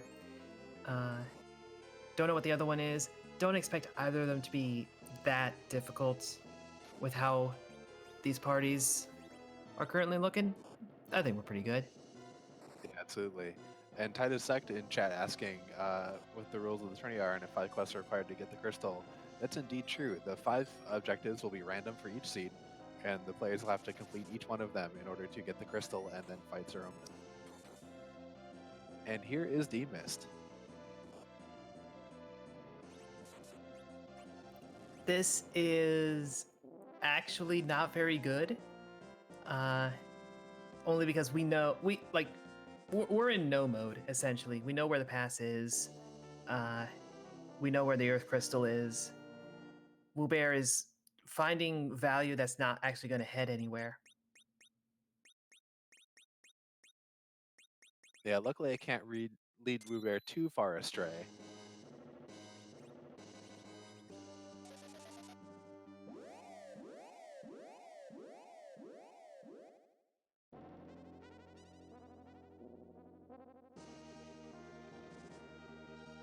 Looks like it'll have to be one of Adamant or Legend.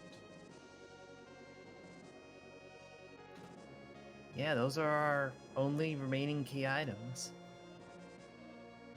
I think is there still a treasure slot left, or does it or are we just down to the 2? I think that the Earth Crystal and Demist are the only 2 possible key item locations we have not checked.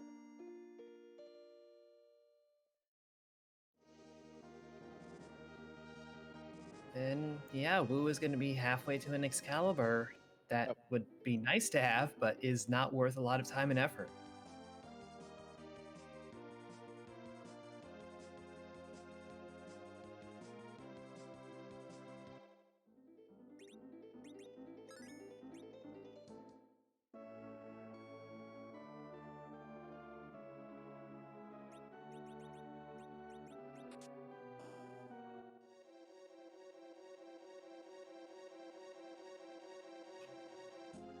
But now Dshmoo, having cleared out the moon, is going to go and liberate Baron Castle, take care of objective number 3, and then be on that pass hunt.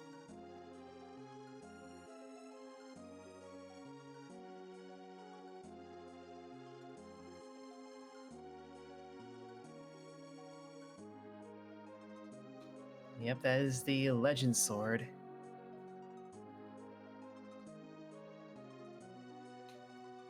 So yeah, Wewbear is left on what is ultimately a rat tail hunt.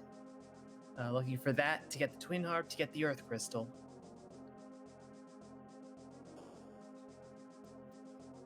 We are going to end up seeing every key item except the Adamant, from the looks of it. And we are seeing a frustrated Wewbear. Yeah, Wewbear, I think, has totally forgotten Dwarf Castle.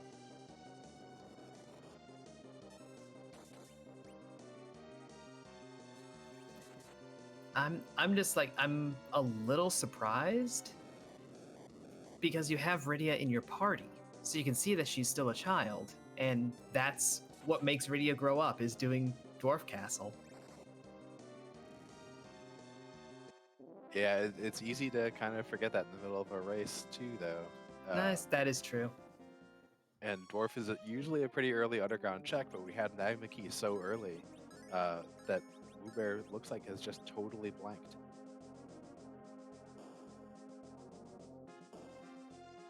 This race is still anyone's game, and both of them have to be feeling extremely nervous that they are one key item away from Go mode. And we're an hour and 40 minutes in almost. Yeah, you're expecting to see that dot done any second. Zilch in chat pointing out that Wewbear could go visit Rose's mom, who will tell you what key item checks you have yet to do. Yeah, he's been checking that built-in tracker a lot of times. Just like, am I missing something? Am I missing something? Am I missing something?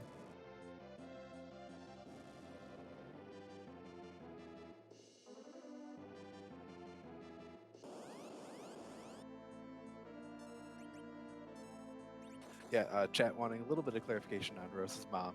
In Baron, in the town, or in the house just above the inn, is where Rose's home actually is. She doesn't usually stay in bed in Kaipo.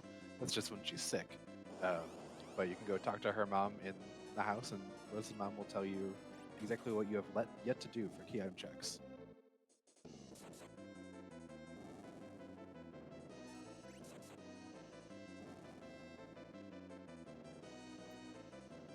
Yeah, between that and the built-in tracker that we saw Wewbear repeatedly checking, there's a lot of these quality of life things that Free Enterprise has added in to make it, friendlier to newcomers, or just, easier to understand and easier to keep an eye on what you're doing, including in these rather high-pressure situations.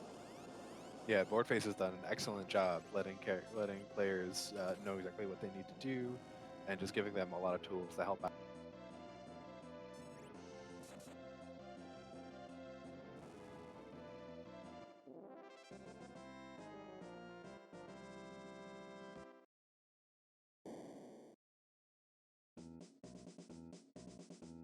Wewbear double checking all of the boss locations to make sure they were all done. Yeah, correctly avoiding the chests, because trap chests cannot have key items in this flag set. No reason to open those up.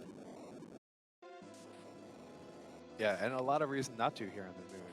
Those double dragon red and blue fights are awfully mean. Yeah, the behemoths hit pretty hard.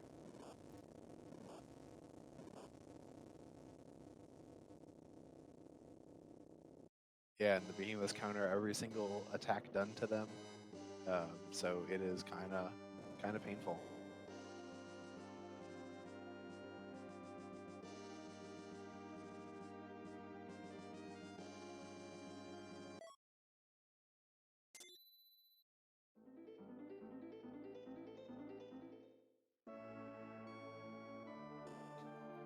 Yeah, that is Objective 3 done for Dshmoo. Let's see where he decides to head from here. Both of these runners have cleared out the moon entirely, so you're pretty much just looking at the underground.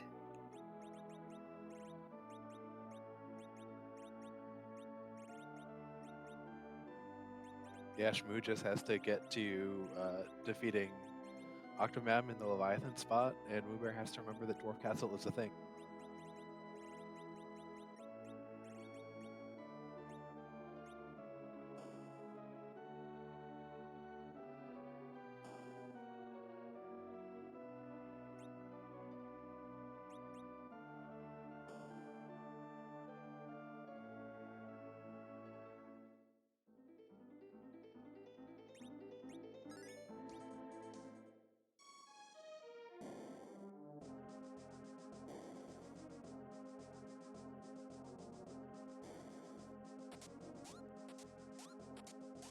And I cannot imagine how Wewbear is feeling right now, like just checking his sanity constantly, wondering, did I do this, did I do this, did I do this?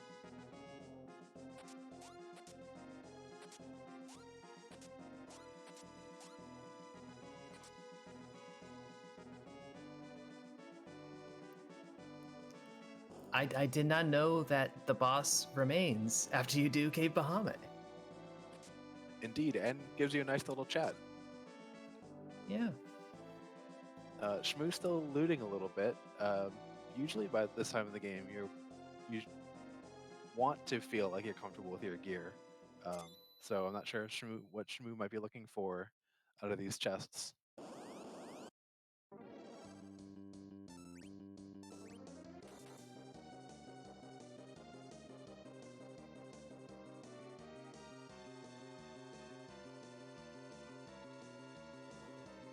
Yeah, I think it's what you were saying earlier. They're both kind of panicking. Yeah, and Dr. Cossack, the Luca Key is hiding behind Octomam at the Leviathan spot.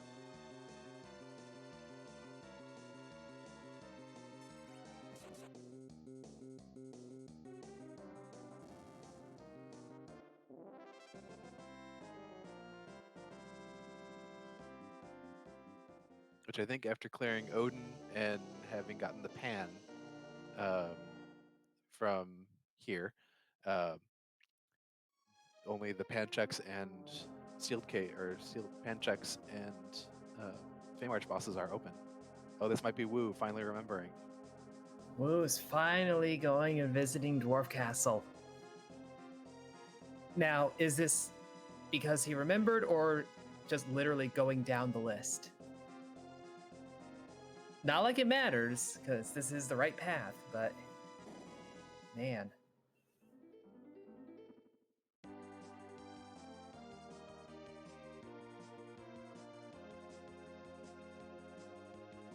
And Wewbear still has to go here. Still hasn't done Tower of Babel either. So we'll get the tower key. At least hasn't done the tower room itself.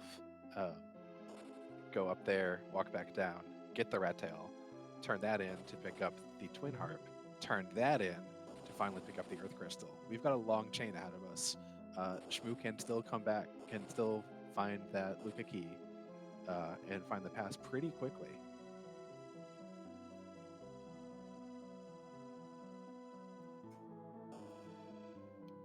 Yeah, and even though looking at the tracker, Dshmoo is, one objective up, it is a very fast one to do that Troya Treasury, and you're going to be in that neighborhood regardless to do the pass door.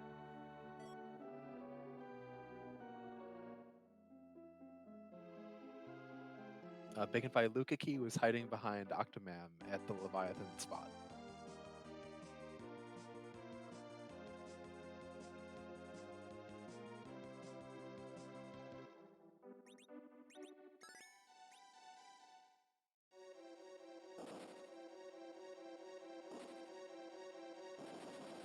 Which looks like Dshmoo is going too. A little bit surprised that you wouldn't go immediately check Sheila, but this will end up being the right play.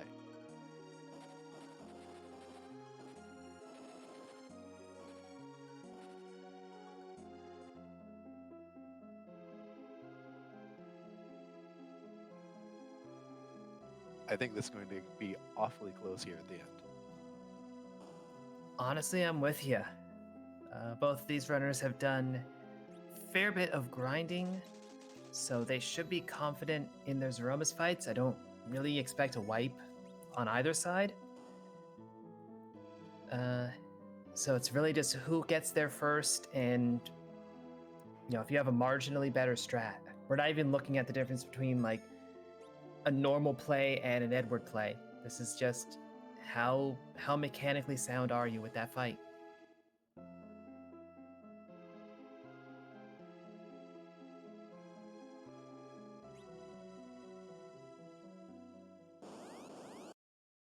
We'll see if Dshmoo picks the right 50-50 here. Oh, and unfortunately not. We'll have to still fight this ant lion, and then get their Luca key.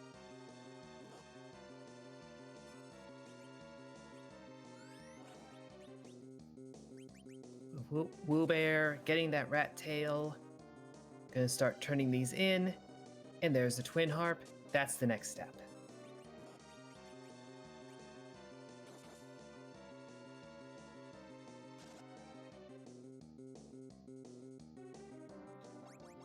Dshmoo doing those physical attacks against Antlion and paying the price for it.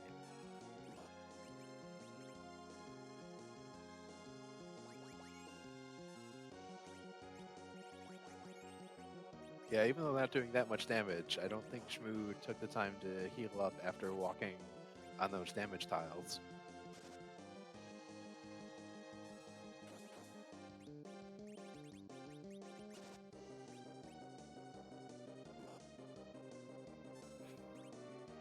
Yeah, unfortunately, the antlion is targeting Yang for the most part.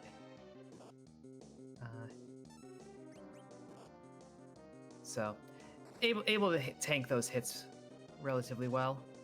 A 5 health Fu cannot tank those hits. No, not so well.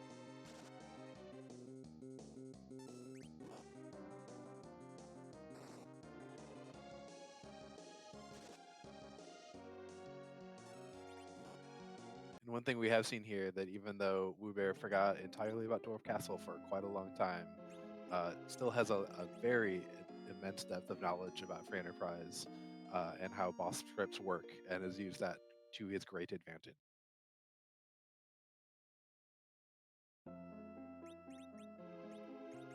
Yeah, I think that's the biggest difference between these two runners in particular, is that boss knowledge and having those strats. I feel like they both did very sensible routes, different routes, but both of them very sensible. And it's really just come down to Dshmoo having to do a few boss fights over and over because of those strats. Now we say it like this: if Dshmoo moves over to Octomam, gets that kill, not going to do that here. But once he gets that Octomam kill, he's good to go. So this is still kind of close.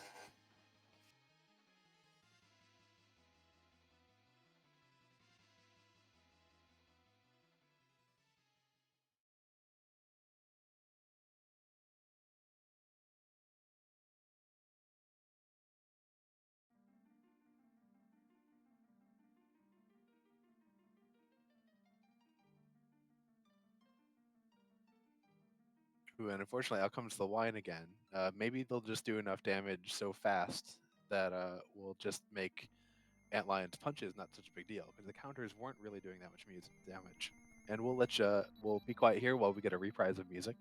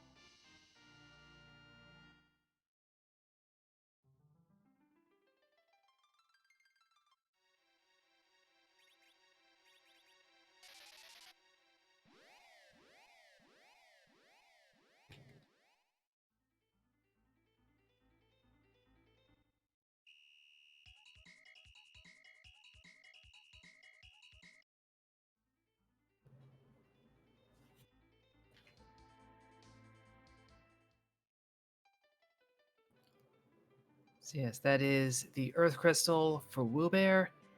He's good to go. Open up that treasury, open up that pass door, and we will get to find out whose butt we're kicking tonight.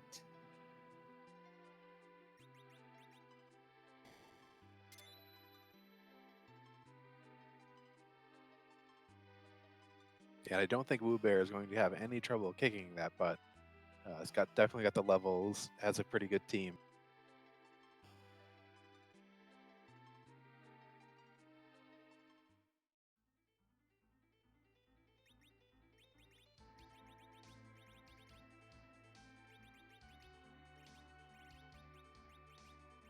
And chat, it is definitely time, as Flurry has done so far in chat, to get your Z flags out.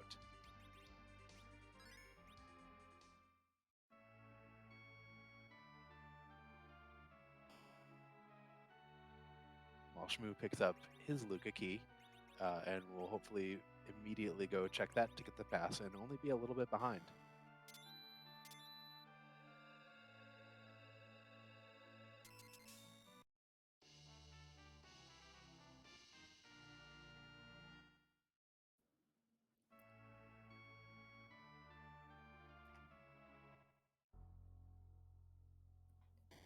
I guess ultimately this is a difference of one sealed cave. And I guess technically one boss fight, but you know, it's bearing guards.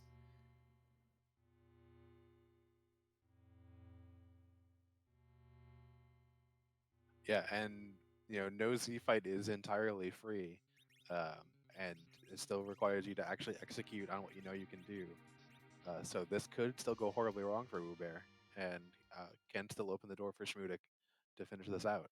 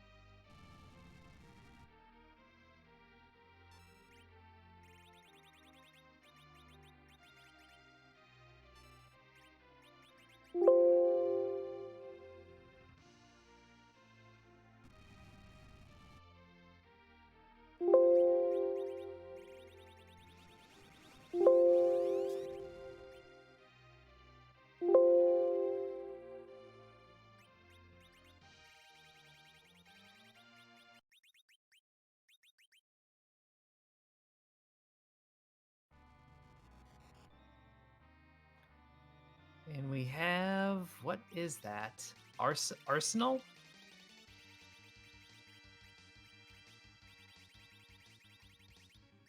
We have a Premier League team?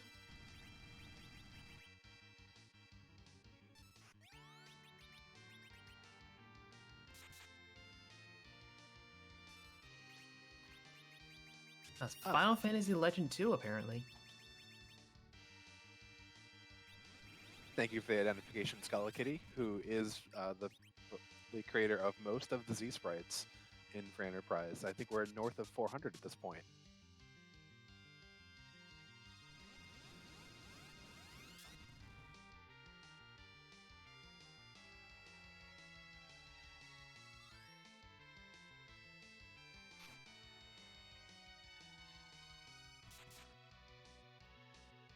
Yeah, that is Dshmoo through the bearing guards. It's gonna make the rush back to that pass door and get into this Zeromus fight as well.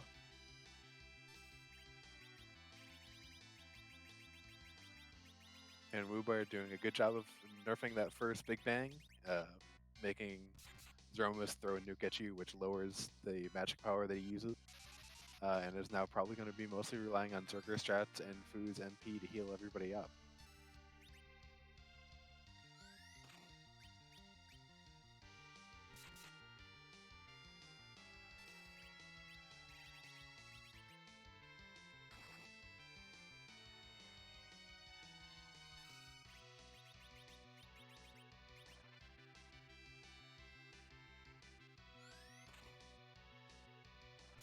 Yeah, and Scala pointing out in chat that this did require her to hand color this because the Final Fantasy Legend 2 is a Game Boy game, and so getting this depth of color is something she had to do and did an excellent job of.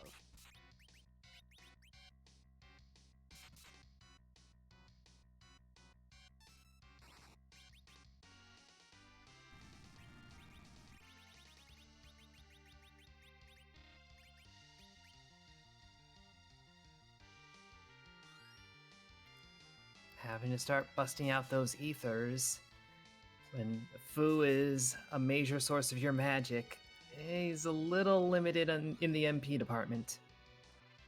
Yeah, and the Zerkers aren't really doing that much damage. It's one place where Dshmoo can pick up some time is that his Rydia has nuke and can do a considerable bit more damage per round.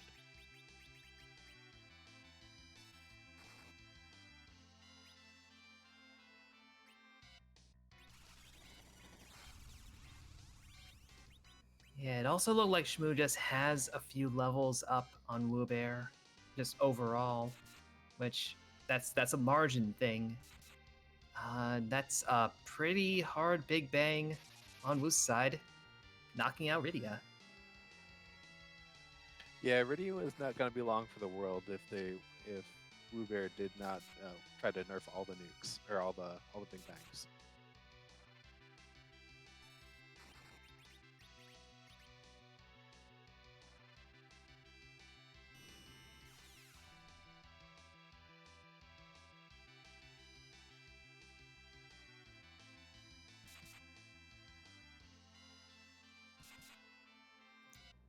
That's gonna wipe out the Berserk for Wewbear. Gonna have to reapply that. Dshmoo is into the Zeromus fight.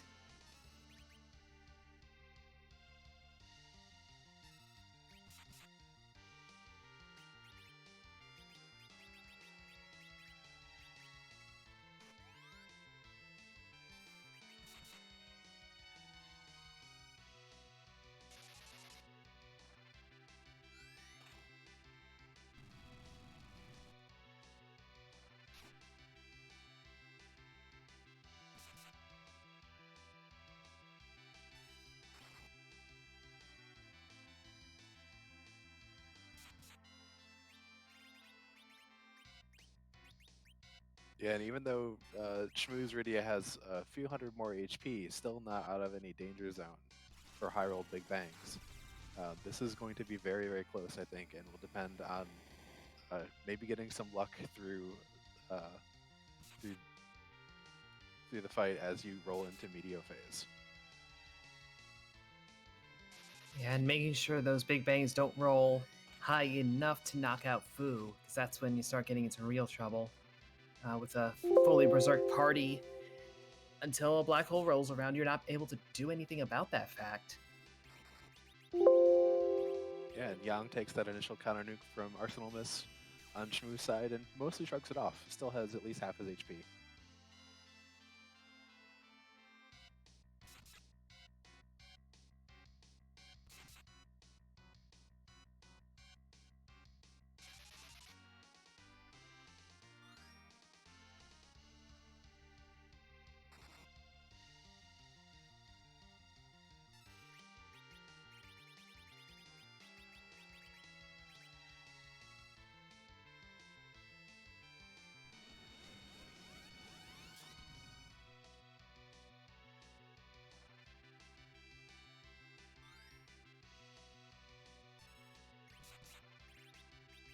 Kane doing some work giving Fu back some MP on Wewbear's side.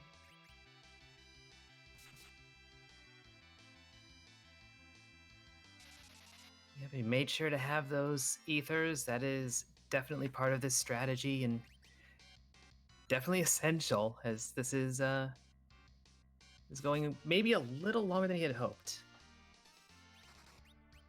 Yeah, you have to be very nervous at this point for just how long this has gone. And I saw Rydia attacking with the staff earlier. I wonder if Rydia got berserked or if that was just a miss menu. No, Rydia is berserked. On Dshmoo's side, everyone but Fu is berserked. He is just going all out.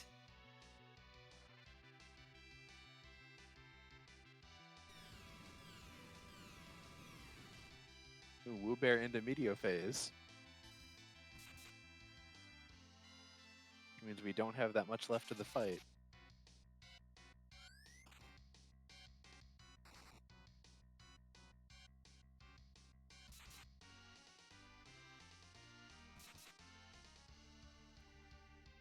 Ooh, bit of a high roll big bang on Dshmoo619 side, knocking out Fu and Rydia.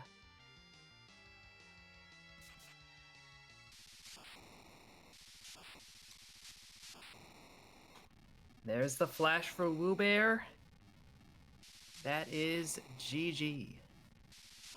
Indeed, although this is close enough, and Dshmoo6's stream has been stuttery enough that with the delay we have and how you're supposed to reconnect, preserving your 15-minute buffer delay, I'm not actually sure if Dshmoo is behind real time right now or not. But very good GGs to Wewbear on finishing the seed. Yep, we're gonna give it a little bit, see what happens on Dshmoo6's screen, and then go to the tape.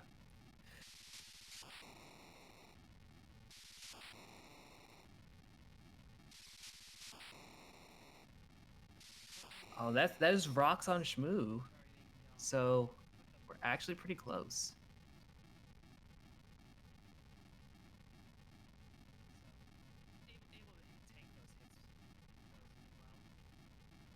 And there's the flash. Wow, that is excellent work for both runners. A very, very close race. Wow.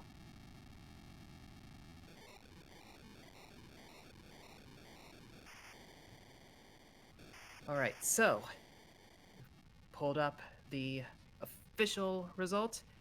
Wewbear did officially finish in first with a time of 2 hours, 3 minutes, 58 seconds.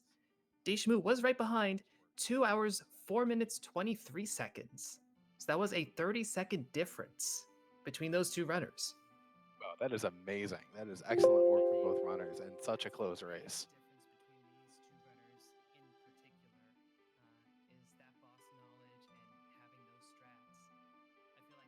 And let's see if we can get them in for an interview.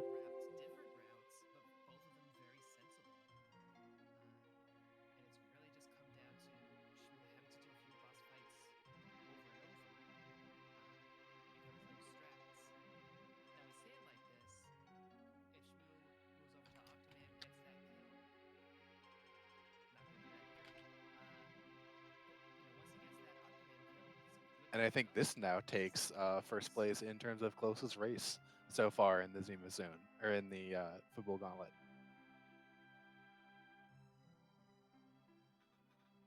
Well, this last area will always be the Zemus zone in our hearts. It's the zone where Zemus is until he becomes Zeromus. It looks like we are joined by Wewbear. GG's, Wewbear. Congratulations on your win.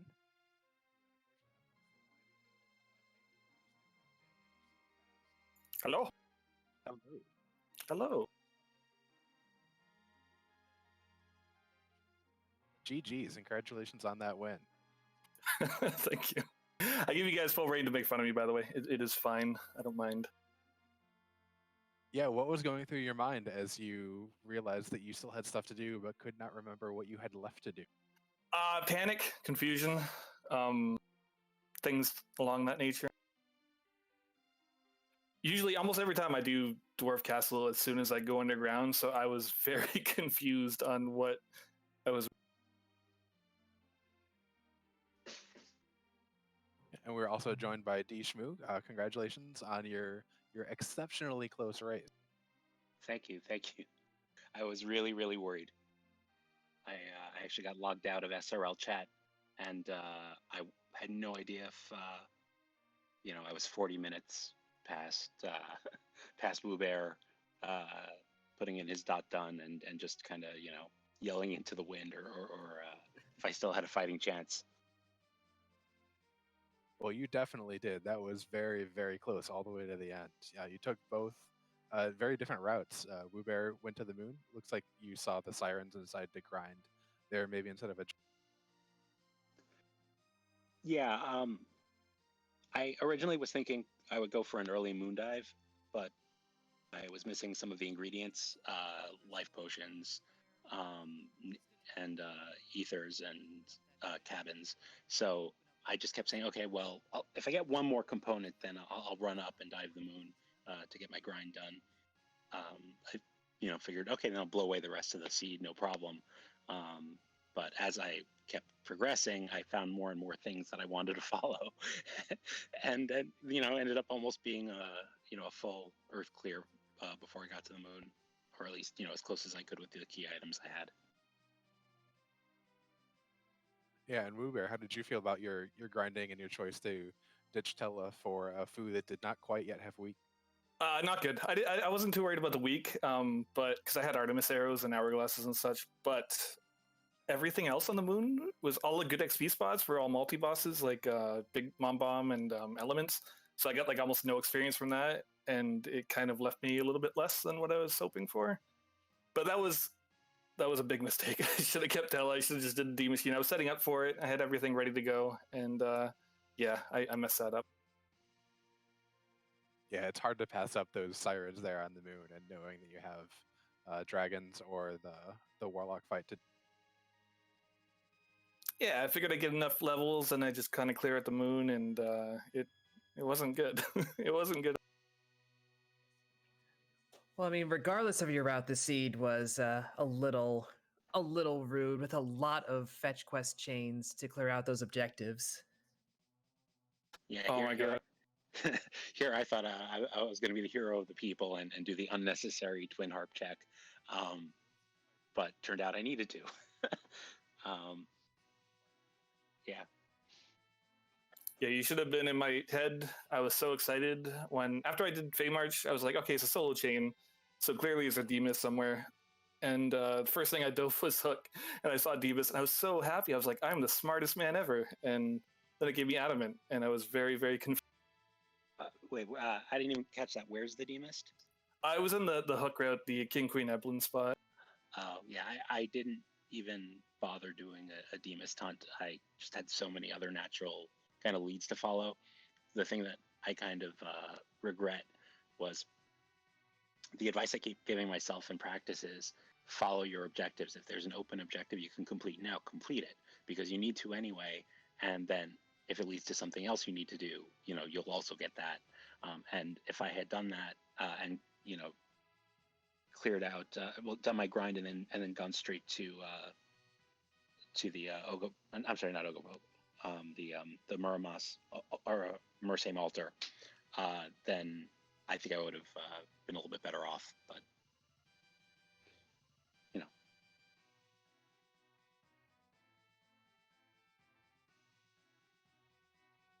Yeah, that's why I thought Moon was going to be good, because there's 3 items that you needed, like Past, Earth Crystal, and Baron, and plus the actual Moon objective for the Urasama or whatever. And that's why I kind of like decided to dive that early, and it was pretty much empty except for Baron Key, which I guess was fine. But that unfortunately came from the Murasame spot, so it was just bad. Yeah. I was sure I was going to last location the pass also. I actually put a save outside of Luca Cave. I'm like, okay, check the item and just reset immediately. Don't hesitate. And I was psyching myself up for the reset. And then when I saw that it was that's where it was, I was like, oh damn it. I just had to walk out. I mean, Sealed Cave is so rarely value that I wouldn't be surprised if someone hitting this seed did accidentally reset out of habit. You don't expect it to have anything. Yeah, definitely. I was all set to go back up and do Sheila 2 and Zot when I kind of thought to myself, well, it's not that slow to just check the item, if I don't have to fight a boss. So. Yeah. How did you two feel about your boss fights over the course of the seed? I thought I did all right. Any like kind of like elements, reflect stuff. I did most of the quicker things to do. I don't think I ran into any like serious walls. Yeah, my biggest wall was forgetting to heal after walking through Fame Arch. Yeah, I'm not gonna forget to do that again. Yeah, that made that antline a little bit more difficult than you want it to be. Yeah, I probably should have pulled the reset out real quick on that, but I was like, maybe I can power through it. But yeah, I just couldn't get my guys up in time. I went there super late, so I just had everyone low, and Cecil was the only high HP one, so he just covered it. Yeah, but that's the benefit you get when you go there when you're like level 50 something. Well, I was. I was just with everyone at 1 HP, so there's that. You need everyone at 1 HP plus Cecil at high, and then good to go. Right. If I heal just one person. Yeah, social cover shots are definitely a thing to remember there in the Fame Arch.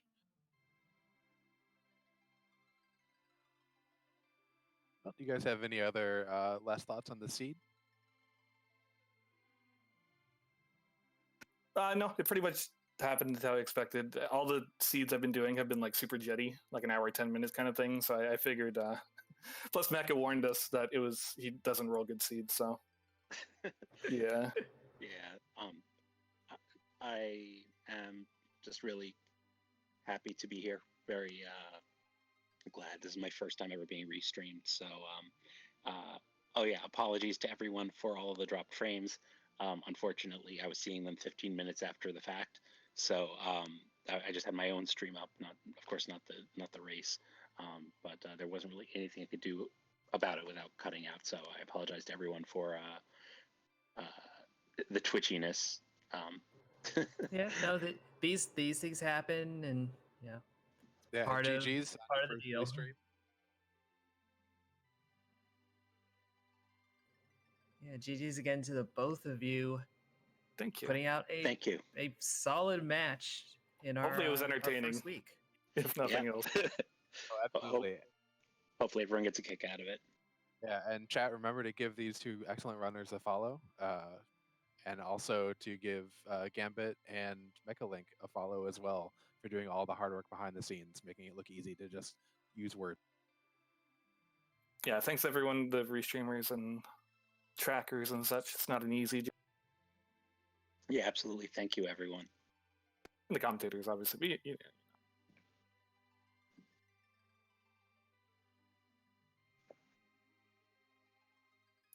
That's not the right runner, Scala. Oh well. I'm gonna hop off. Thank you again, everyone. All right, GG's, Wewbear. GG's again. And thanks everyone, and have a great night. You as well, and GG's, Dshmoo. Night. Night.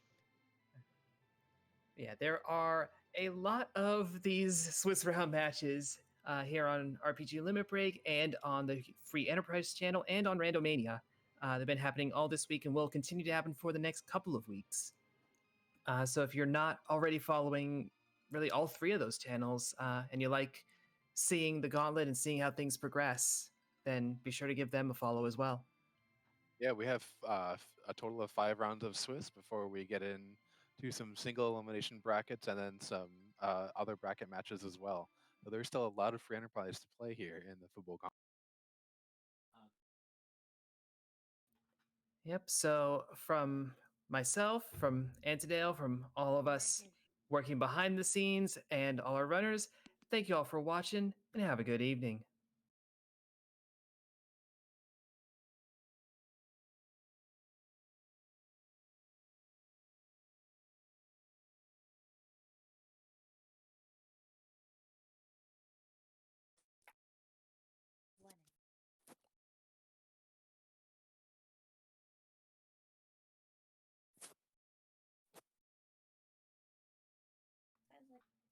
Yeah, we are all wrapped. All right, that was fun. Yeah. Honestly, the